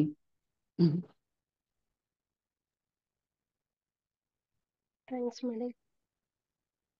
నిజం మేడం. అంటే చాలా మందికి ఈ యొక్క ఆలోచన అనేది చాలా మందికి వచ్చి ఉంటుంది ప్రశ్నగా కూడా. అంటే అవును ఇంట్లో ఫస్ట్ ఏమంటారంటే సామెతగా చూసుకుంటే ముందు ఇల్లు ఉద్ధరించి కదా బయట ఉద్ధరించాలి అని. అప్పుడు ఇంకా అంటూ ఉంటారు అనమాట ఇంట్లో వాళ్ళు ఎక్కడికైనా వెళ్తే మీరు ఇంట్లో వాళ్ళు ధ్యానం చేస్తున్నారు అని అంటే చెయ్యట్లేదంటే ముందు వాళ్ళని మార్చండి ముందు అని అంటారు. అప్పుడు మళ్ళా ప్రయత్నం అంటే నడుము కట్టుకుంటాం అనమాట. ఓ వీళ్ళని మార్చాలి, వీళ్ళని ధ్యానంలోకి తీసుకొని రావాలి అని. కానీ ఇప్పుడు అంటే ఎప్పుడైతే ఇలాంటి ఒక జ్ఞానం అనేది విందుకుంటామో అంటే మనము ఆ స్థితిలో ఉంటే ప్రతి ఒక్కరు అదే స్థితిలో ఉండరు, వివిధ రకాల ఒక ఆత్మస్థితిలో ఉంటారు. వాళ్ళు ఎప్పుడైతే మార్పుకు సిద్ధంగా ఉంటారో మీరు అన్నట్టు వాల్మీకి మహర్షి లాగా అంటే బోయవాడిగా ఉండి అంత గొప్ప మహర్షి అయ్యేంత వరకు ఎలా అయితే ఒకే జన్మలో సార్థకత అనేది పొందారో అంతే గొప్పగా ఎదగచ్చు అని ఆ జ్ఞానాన్ని కానీ పట్టుకొని ఆచరించగలిగితే ఇంకా ధన్యం, జన్మధన్యం అయిపోతుంది మేడం. అందుకోసమే చెప్పారు కదా మేడం, శైశవాత్మలు ఎక్కువగా ప్రౌఢాత్మ స్థితిలో ఉన్న వారి దగ్గరనే జన్మ తీసుకుంటాయని. అంటే వాళ్ళు ఎదగగలమని. ప్రౌఢాత్మ ఏంటి, సత్యం కోసం లాస్ట్ స్థితిలో సత్యాన్ని వెతుకుతూ ఉంటుంది. సత్యం కోసమని ఆ అవగాహన అనేది వస్తుంది. సత్యం అంటే ఏంటిది, సత్యాన్ని తెలుసుకోవాలి అనే అవగాహన వస్తుంది. కాబట్టి అక్కడ ఉన్న శైశవాత్మని కూడా ఆ విధమైన స్థితికి చేరుకోవడానికి ఎంకరేజ్ చేస్తుంది. కాబట్టి ఆ ఆత్మలు అక్కడ ప్రౌఢాత్మ ఉన్న చోటనే జన్మ తీసుకోవాలని చూస్తాయని ఇక్కడ చాలా చక్కగా చెప్పారు మేడం.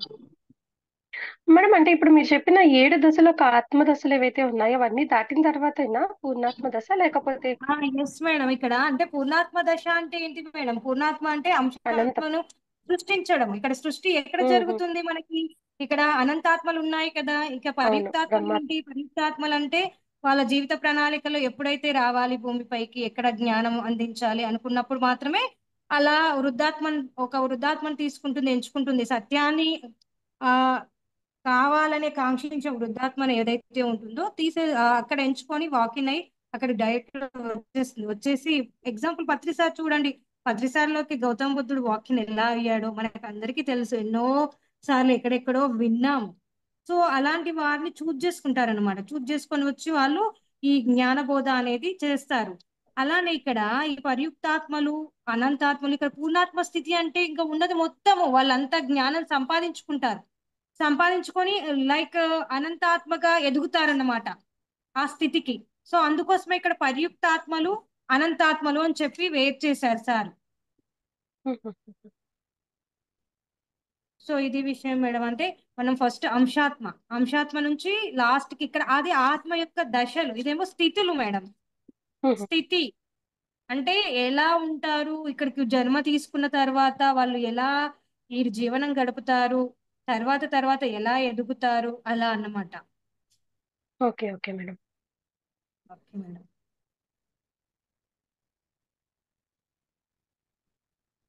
ఇంకా మేడం థ్యాంక్స్ మేడం. చూడండి, ఇక్కడ మేడం. మనకి ఎంతో మంది ఉన్నారు. రమణ మహర్షి కానీ వీళ్ళంతా కూడా ఇక్కడ మనం చెప్పుకున్నాం పర్యుక్తాత్మలు అంటే తప్పనిసరి పరిస్థితుల్లో మాత్రమే వ్యవస్థాపరమైన విద్యను అభ్యసిస్తారు. ఆనక చాలా ఖచ్చితంగా దాన్ని గంభీరంగా వదిలిపెడతారని. ఇక్కడ మనకి రమణ మహర్షి గాని, మనం ఎవరిని చూసినా గానీ, ఇప్పుడు సాయిబాబా కానీ వీళ్ళందరూ కూడా భౌతికంగా ఏమి చదువులు చదవలేదు, కానీ గురువు. వాళ్ళు చాలా ఉన్నతంగా ఎదిగిన ఆత్మలు. చూడండి, వాళ్ళందరూ కూడా భౌతిక చదువులు ఏమి కూడా చదవలేదు. ఇప్పుడు రమణ మహర్షి 7th క్లాస్ వరకు కూడా అలా చదివి ఆయన వచ్చేసాడు. అంటే ఆయన పర్యుక్త ఆత్మ. సో ఆయన స్థితి ఆ విధంగా ఉంది కాబట్టి ఆ ఆత్మ అనేది తోస్తుంది ముందుకి, నీకు ఈ చదువు అవసరం లేదు అని. సో అలా సార్ చెప్పిన దాన్ని బేస్ చేసుకొని చూస్తే మనము ఎగ్జాంపుల్ గా ఎంతో మందిని కూడా అవగాహనలో తెచ్చుకోవచ్చు. మన చుట్టూ మనం మన సమాజంలో ఎన్నో కథల ద్వారా విన్న వాటిని ఉపయోగించుకో. ఇప్పుడు గౌతమ బుద్ధుడు కొన్ని ఆత్మలు మాత్రము అప్పుడు అవసరానికి బట్టి వాళ్ళ విద్యను అభ్యసిస్తారంటే గౌతమ బుద్ధుడు అక్కడ ఆ స్థితిలో జన్మించాడు కాబట్టి ఆయనే అభ్యసించాడు భౌతిక విద్యలన్నీ కూడా. అనుకుంటే చేస్తారు, లేకుంటే దాన్ని త్యజిస్తారు మొత్తం కూడా, ఆ విద్య అవసరం లేదు అని. Okay madam. మేడం, అలానే మీరు ఎప్పుడు ధ్యానంలోకి వచ్చారు, ఎలా వచ్చారు, మీ అనుభవాలు ఏదైనా కొంచెం నేను పంచుకోండి. 2020 లాక్డౌన్ పీరియడ్ లో వచ్చాను మేడం నేను ధ్యానంలోకి. సో నేను ధ్యానంలోకి రావడం అనేది ఎలా అంటే, నాకు 2009 డిసెంబర్లో ధ్యానం అనే విషయం అంటే ఎలా అంటే, నేను బస్లో వెళ్తున్నప్పుడు ధ్యాన మహాచక్రం అయిపోయి, సో కొందరు పిరమిడ్స్ 2x2 పిరమిడ్స్ తీసుకొని వెళ్తున్నారు. సో వాళ్ళు నా పక్కనే కూర్చున్నారు, బట్ నాకు ఏమీ చెప్పలే. బట్ పిరమిడ్ గురించి మనకు తెలుసు, మనం అంటే ఫిజికల్ గా చదువుకున్నాం కాబట్టి ఎన్నో మ్యాగజైన్స్ లో చదివాము పిరమిడ్ ఎనర్జీ గురించి అదంతా. సో ఈజిప్ట్ పిరమిడ్స్ కూడా మనకు తెలుసు కాబట్టి సో లైట్ తీసుకున్నాను, ఓకే పిరమిడ్ అని తీసుకున్నాను. బట్ లాస్ట్ లో వాళ్ళు మాట్లాడారు నాతోని. లాస్ట్ జస్ట్ 20 minutes అయితే నేను దిగిపోతాను బస్ స్టాప్ లో. వాళ్ళు ఊరికే పక్కనే కూర్చున్నాగా అంతవరకు మాట్లాడాలి. అప్పుడు మాట్లాడి సో ఈ పిరమిడ్స్ ఎందుకు తీసుకెళ్తున్నారని అడిగితే, ఈ పిరమిడ్ కింద కూర్చొని మెడిటేషన్ బాగుంటదని పాంప్లెట్ ఇచ్చారు నాకు. సో పాంప్లెట్ తీసుకున్నాను, అలా పెట్టుకున్నాను, వెళ్ళిపోయాను, ఇంకా వదిలేసాను మేడం. బట్ ప్రతిసారి మనం వదిలేరు కదా. నాకు మార్చి 8 మా మదర్ కి బ్రెయిన్ స్ట్రోక్ వచ్చింది. కరీంనగర్ వెళ్ళాను హైదరాబాద్ నుండి. రిలేటివ్స్ ఒక ఫంక్షన్ ఉందని ఇక్కడ టెంపుల్లో మా మమ్మీకి బ్రెయిన్ స్ట్రోక్ వచ్చి పడిపోతే తన హాస్పిటల్లో అడ్మిట్ చేస్తే నాకు నైట్ కాల్ చేశారు. సో నేను వెళ్ళాను అన్నట్టు. తర్వాత రోజు మార్నింగ్ వెళ్ళిన తర్వాత అక్కడ స్టే చేశాను ఒక 4 days. అయితే ఒక రోజు నైట్ మా కజిన్ వాళ్ళ ఇంట్లో స్టే చేశాను. తను మెడిటేటర్. సో ఆమె మెడిటేషన్ చేస్తుందంటే నేను యోగా సంథింగ్ ఉంటాయి కదా అవేమో అనుకున్నాను. నాకు క్లారిటీ లేదు దాని గురించి చెప్తూ ఉంటే. సో అక్కడికి వెళ్ళిన తర్వాత తన దగ్గర కూడా పిరమిడ్ ఉంది, 2x2 పిరమిడ్. పౌర్ణమి రోజు అది. ఆ రోజు ఇంకా తను మెడిటేషన్ చేయమంటే, మనం భక్తి మార్గంలో ఉన్నాం, చాలా బాబా భక్తులం, పిచ్చి బాబా అంటే. సో సరేలే అని కూర్చున్నాను. అలా కూర్చొని మెడిటేషన్ 1 hour చేశాను. పత్రి సార్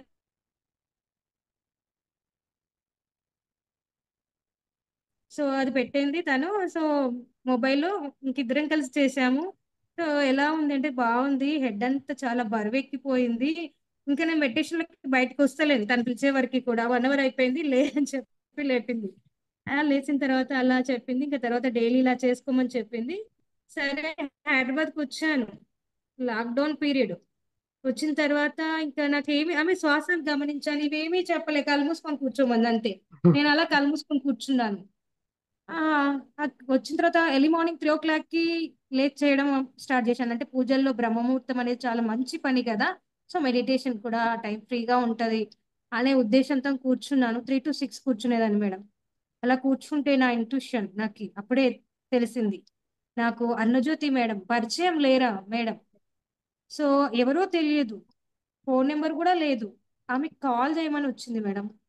సో అలానే తెల్లవారి చేశాను, అలానే వచ్చింది. తర్వాత రోజు 3 days కంటిన్యూస్ గా ఆమె నేమ్ వస్తుంది అని మా కజిన్ కి ఫోన్ చేశాను, ఇలా వస్తుంది అంటే ఆ నెంబర్ నీకు ఇస్తానని ఆమె ఇచ్చిందనమాట. ఆమె ఇవ్వలేదు, సారీ, ఆమె ఒక గ్రూప్ లో నన్ను జాయిన్ చేసింది, వాట్సాప్ గ్రూప్ లో. దాంట్లో మేడం నెంబర్ నాకు కనిపించింది మేడం. సో వెంటనే కాల్ చేశాను, ఈమెనే ఆమె కావచ్చు అని కాల్ చేసి మెడిటేషన్ నేర్పిస్తారా అని అడిగాను. నేను జన్మ తీసుకుంది అందుకోసం నానా అని చెప్పి 3 days నాకు కాన్ఫరెన్స్ లో మెడిటేషన్ నేర్పించారు మేడం. 20 minutes డైలీ, మధ్యాహ్నం 2 to 2:20 వరకు. తర్వాత సజ్జన సాంగత్యం లాగా ఎలా ఉంది మెడిటేషన్ లో, ఏం జరిగింది అని అడిగేవారు. కానీ ఆ 3 days అనేది మెరాకిల్ మేడం. సో నాకు ఎనర్జీ ఎలా నేను గ్రాస్ప్ చేస్తున్నాను, ఏ విధంగా బాడీలోకి ఎంటర్ అవుతుంది, అలా తల ఫస్ట్ స్టార్టింగ్ లో చుట్టూ రొటేట్ కావడం, ఇవన్నీ గమనించాను. సో ఎన్నో మాస్టర్స్ అందరూ కనిపించారు మనకి. నేనైతే ఎవరిని నమ్ముతున్నాను, బాబాని బాగా నమ్ముతున్నాను కాబట్టి ముందుగా ఆయన కనిపించాడు. తర్వాత గౌతమ బుద్ధుడు, ఇలా అన్ని జరిగిపోయాయి. సో ఇంకా మేడంతో కనెక్టివిటీ అనేది ఏర్పడింది. మేడంకి చెప్పాను, నాకేమైనా మధ్యలో డౌట్స్ వస్తే నేను డైలీ మెడిటేషన్ చేస్తాను, మీకు కాల్ చేస్తానంటే షూర్ అన్నారు. అలా మేడంతో కనెక్టివిటీలో ఉండి ఈ గ్రూప్ కి టీం జగద్గురు పత్రిజీ నరేంద్ర ఆసుర సార్ టీమ్ లో ఉండి ఆధ్యాత్మికంగా అప్పటి నుండి సేవ చేస్తున్నాను. అలానే వచ్చినాక 15 days కొత్త వారికి, చుట్టుపక్కల వారు, మా ఇంట్లో ఉన్న రెంట్కున్న వాళ్ళు, వీళ్ళందరినీ కలెక్ట్ చేసి మేడం ద్వారా ఒక జూమ్ క్లాస్ కండక్ట్ చేసేదాన్ని మధ్యాహ్నం. సో అలా మేడం 41 days మెడిటేషన్ అందరికీ నేర్పించింది. ఆ విధంగా ఇలా సాగిపోతుంది ఆధ్యాత్మికంగా ఈ ప్రయాణం మేడం. అద్భుతం మేడం. సూపర్ గా ఉంది మీ ప్రయాణం. థ్యాంక్ అద్భుతంగా యూ మేడం. చూడు, ఒక చిన్న పిరమిడ్ వల్ల, ఒక పిరమిడ్ చూసి మీరు ఆ ధ్యానం అనేది నీకు అప్పుడే కనెక్టివేట్ అయ్యింది. ఆ Yes, తర్వాత madam. అద్భుతంగా మీరు అరుణ్ జ్యోతి మేడం మొన్న మాకు జూమ్ లోకి వచ్చారు, నిన్న వచ్చారా మేడం కూడా? అరుణ్ జ్యోతి మేడం. నిన్న వచ్చారు.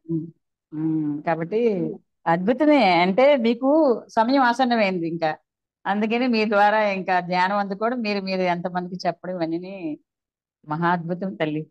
సూపర్ థ్యాంక్ గా యూ ఉంది నీ మేడం. అనుభవాలు. Thank you. నీ అంటే నెంబర్ అమ్మా. ధ్యానం చేసేదానికి ఒక్కటే రాలేదు కదా మేడం, మీరు ధ్యానం చేసి మీరు అందుకున్న తర్వాత ఎంతో మందిని నిద్ర లేపడానికి వచ్చారు. అందుకనే ఆ పిరమిడ్ టోపీ చూడగానే దీంట్లో ఏదో ఉంది అని చెప్పని మీ యొక్క అన్వేషణ తపన అనేది మొదలైంది. Thank you madam. గత థ్యాంక్ యూ. జన్మంలో ఉండే ఆ బీజాల వల్లని ఆ ప్రభావం ఉండి ఉంటుంది ఎస్ మేడం. మేడం, నిజం మేడం, లేకుంటే లేదు. పూజల్లో పిచ్చి, నేను ఫస్ట్ నుంచి వెజిటేరియన్ మేడం, రెడ్డి కానీ వెజిటేరియన్. ఇంట్లో అందరు నాన్ వెజ్ తినేవాళ్ళు, బట్ నేను చిన్నప్పటి నుండి వెజిటేరియన్. సో ఏ ప్రాణిని చూసినా, ఏది చూసినా చాలా బాధ అది అనేది ఉండేది. ఇంట్లో వాళ్ళ అలాంటి పనులు చేస్తున్నప్పుడు కూడా ఏడ్చేదాన్ని చిన్నప్పుడు, వద్దు వద్దు వద్దు అని అమ్మ వాళ్ళతోని. కానీ వాళ్ళు ఒప్పుకోరు కదా, అలాంటి టైంలో ఈ పిల్ల ఉంటే చేయలేదని పక్కకి తీసుకెళ్లేవాళ్ళు. నేను చిన్నప్పటి వెజిటేరియన్, బట్ నాన్ వెజ్ తిన్న దాంట్లో తినను అని చెప్పి వాదించేదాన్ని, అలా చేసేదాన్ని చిన్నప్పటి నుంచి. కానీ చిన్నప్పుడు ఇంకా పెద్దవాళ్ళు ఉంటారు కదా, వాళ్ళు కొట్టి అది చేసి ఇది చేసి, నువ్వు తినకున్నా కానీ నీకు స్పెషల్ గా ఉండాలా అని అలా అంటారు. కానీ నాకు నా ప్లేట్ నాకు ఉండేది చిన్నప్పటి నుండి, నేను తినపోదును, నాకు వద్దు అని. నా దాంట్లో ఎవరు తినకూడదు, అలా ఉండేదాన్ని మేడం. అది పిచ్చి అంతే చిన్న. మేడం, అంటే మూలాలలో నుంచి ఆత్మపరంగా అంతవరకు ఏ జ్ఞానాన్ని అయితే అందుకున్నారో అక్కడి నుంచి ఎదుగుతాం కాబట్టి అది లోపల ఉండడం వల్ల ఇంకా దాన్ని అహింస, దాన్ని ఒక బీజాలగత జన్మల ఒక ప్రయాణం వల్ల తీసుకోలేకపోయారు. వ్యతిరేకత భావన ఉంది. Yes madam. ఇప్పుడు చదువుతున్నామ్మా, జాబ్ చేస్తున్నావా, చదువుతున్నావా ఇంకా? నేను ఇప్పుడు ఏమీ చేయట్లేదు మేడం, ప్రస్తుతానికి జాబ్ మానేశాను. జాబ్ చేశాను ఒక 4 years. ఓకే. లాక్డౌన్ పీరియడ్ నుంచి మానేశాను. ఇంకా తర్వాత దానిపైన దృష్టి అనేది వెళ్ళట్లేదు మేడం. చెయ్యాలని అవునవును. అనిపించదు. అసలు అది వద్దు, నాకు కాదు. ఎంతమంది చెప్పినా గానీ నాకు ఇంట్రెస్ట్ లేదు దానిపైన. అవునవును.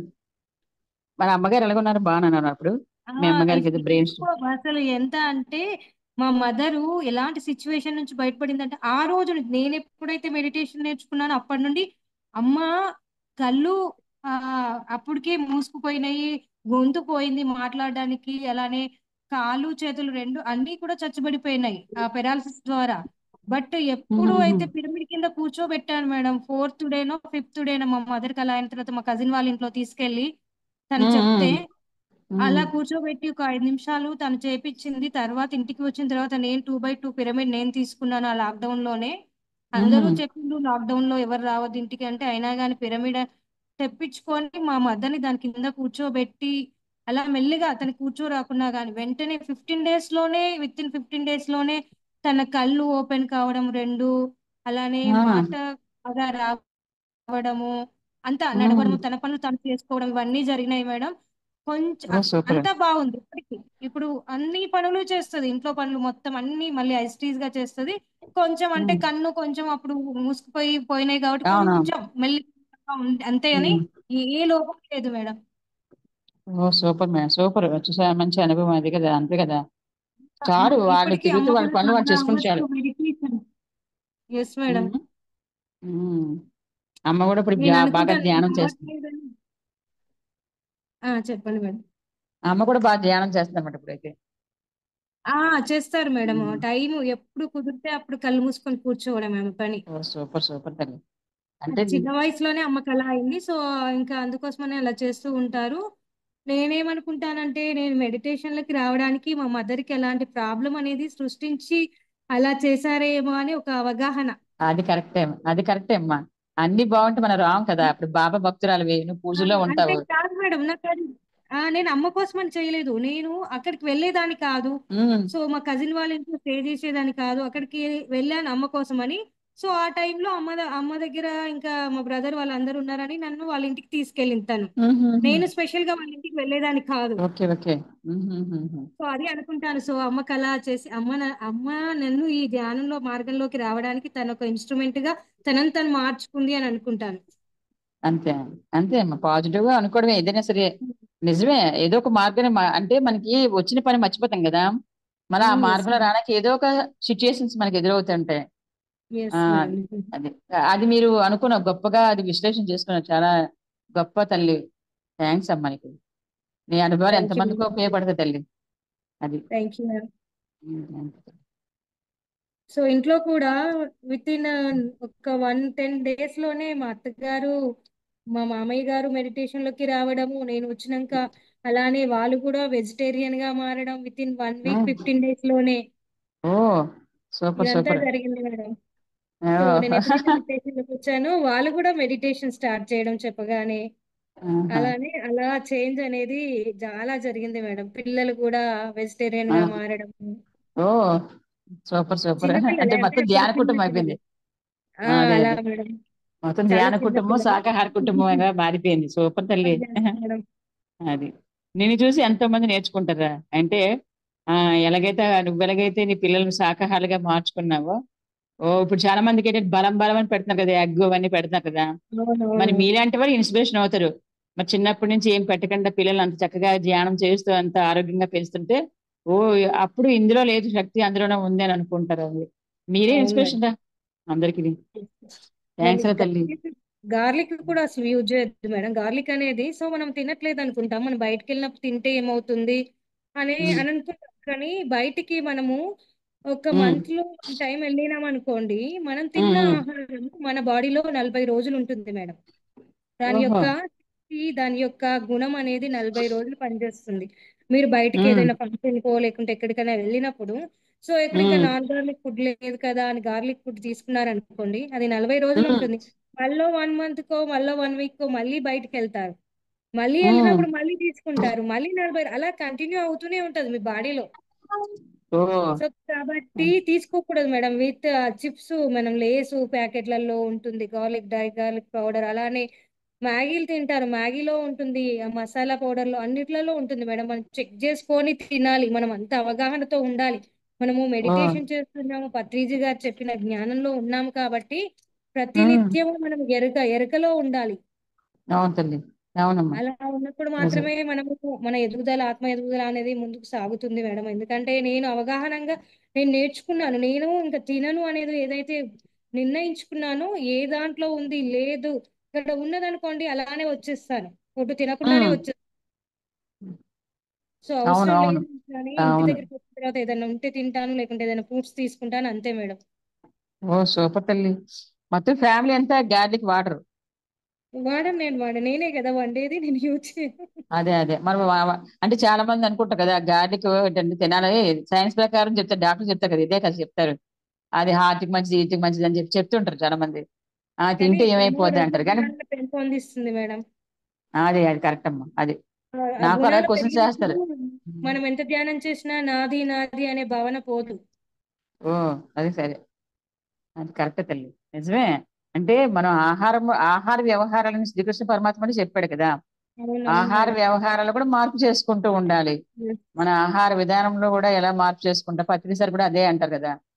అవును శాకాహారిగా మేడం. మారారు కరెక్టే, కానీ దాంట్లో కూడా ఏ ఆహారం తింటే ఏంటి శక్తి వస్తుంది అనేది మనకు చెప్పారన్నమాట. అసలు మన భావన కదా, ఇదే మన భావనే అమ్మా. వెల్లుల్లిపోయి అవును తింటే అటువంటి చాలా మంది జనాలు వెల్లుల్లిపోయి ఎప్పుడో మానేశారు కదా. మరి వాళ్ళ అవును ఫ్యామిలీ తింటలేదు, మరి వాళ్ళకి ఏమైనా హార్ట్ ప్రాబ్లమ్స్ వస్తున్నాయా, వాళ్ళకి ఏమైనా ప్రాబ్లమ్స్ వస్తున్నాయా? ఇవంటే ఏంటంటే ఒక్క ఆలోచన అంతే. అంతే అదే అదే. డాక్టర్ చెప్తారు ఎల్లుల్లిపాయ తింటే మంచి బలం, కానీ ఆ ఎల్లుల్లిపాయ హార్ట్ కి మంచిది అంటారు. మరి తినలేని వాళ్ళందరూ ఏం చేస్తున్నారు? అసలు చెప్పాలి, జైన మతస్థులు అయితే ఎల్లుల్లిపాయ ముట్టుకోరు, ఉల్లిపాయ ముట్టుకోరు. ముట్టుకోరు, వాళ్ళు బాగా ఉండట్లేదా మేడం? వాళ్ళు కాదు. బాగా ఉమ్, మన కాస్మిక్ ఎనర్జీ ఉన్న తర్వాత అది మూలాల్లో నుంచి కరిగిస్తుంది ఏది ఉన్నా గానీ. మనం అనంతంగా కాస్మిక్ ఎనర్జీ తీసుకుంటే ఇంకది ఏమి ఉమ్, కావాలి మేడం? అదే కదా అదే కదా. అన్నిటికీ అంత చక్కటి ఆరోగ్యాన్ని అంతా ఇచ్చేది అదే కదా. అవును అవును అవును అది అవును. ఉండగా ఇంకా వేరేది ఏం అవసరం లేదు. కాస్మిక్ ఎనర్జీ ఉంటే చాలు మనకి. అది ఉమ్, కావాలంటే మనం ధ్యానం చేయాలి అంతే. అంతే, నిజమే తల్లి, నిజమే. ప్రతినిత్యం కూడా ధ్యానం చెయ్యాలి చెయ్యాలి చెయ్యాలి అని ఒక అవగాహన, మన భావన అనేది మనం సృష్టించుకున్నాం అనుకోండి. ఈ రోజు ఇన్ని గంటలు చేస్తానని ఒక భావన ఖచ్చితంగా ఉండాలి. అటు ఇటు కాకూడదు. మన సంకల్పం ఉమ్, అనేది వికల్పం రాకుండా ఉంటే ఆటోమేటిక్ గా జరిగిపోతుంది మేడం. మనకు ఆ టైము, ఆ పరిస్థితులు అన్ని కూడా చక్కగా సమకూరుతాయి. అవునమ్మా, అవును కరెక్ట్ తల్లి, నిజమే మీరు చెప్పేది. ఇప్పుడు ఈ సత్సంగం చేయడం చూస్తున్నా అంటే క్వశ్చన్స్ అడగడం వల్ల ఎన్ని విషయాలు బయటకు వచ్చాయి చూడమ్మా. ఎస్ అది మేడం. ఇప్పుడు ఇది యూట్యూబ్ లో వెళ్తుంది, ఎంతమంది వింటారు, అది అందరికీ ఉపయోగపడే విషయాలే కదా. ఎందుకంటే అందుకే ప్రతిసారి సజ్జన సాంగత్యము, స్వాధ్యాయము, ధ్యానము ఈ మూడు తప్పనిసరి జీవితంలో ఉండాలంటారు. ఎందుకంటే ఒకరి అనుభవాలు పంచుకోవడం వల్ల ఎన్ని విషయాలు ఇతరులకి తెలుస్తాయి. ఇది నేను ఎస్ మేడం. చాలా చక్కగా మనము చెప్పావు తల్లి. చెప్పమ్మా. సజ్జన సాంగత్యం చేయకుంటే మేడం, ఎందుకంటే మనం ధ్యానం చేస్తున్నాము ఇదే అదే అనుకుంటాము. సజ్జన ఉమ్, సాంగత్యం వల్ల ఉమ్, మనకి ఇంకా లోపల నుంచి ఉత్సుకత వస్తుంది మేడం, చెయ్యాలి అని. ఉమ్. సో అవునమ్మా వీరు కరెక్ట్. ఇలాగా ఉన్నారు, మనం కూడా ఇలాగా మారాలి. మనం కూడా ఇంత శక్తిని సంపాదించుకోవాలి, ఇంత అవగాహనను సంపాదించుకోవాలి. సో ప్రతి నిత్యం ఎరుకతో ఉండాలి. ఇలా కొత్త కొత్త అంశాలు ఎన్నో కూడా మనకి బయటికి వస్తూ ఉంటాయి. సో అది అవును విన్నప్పుడు కదా. ఉమ్, అందుకోసమే సార్ మనకి ఆ మార్గాన్ని ఇచ్చారు. మరి నిజంగా ఎన్ని జన్మల పుణ్యఫలమో మనకి ఇంత చక్కటి గురువు దొరకడం అనేది. అవును తల్లి, అవును అవును తల్లి. Yes madam. Thank you madam. Thanks. బాగా చెప్పావు తల్లి, సూపర్ తల్లి. థ్యాంక్ యూ వెరీ మచ్ తల్లి నీకు. Thank you madam. Thank you madam. Thank you so much madam. Thank you madam.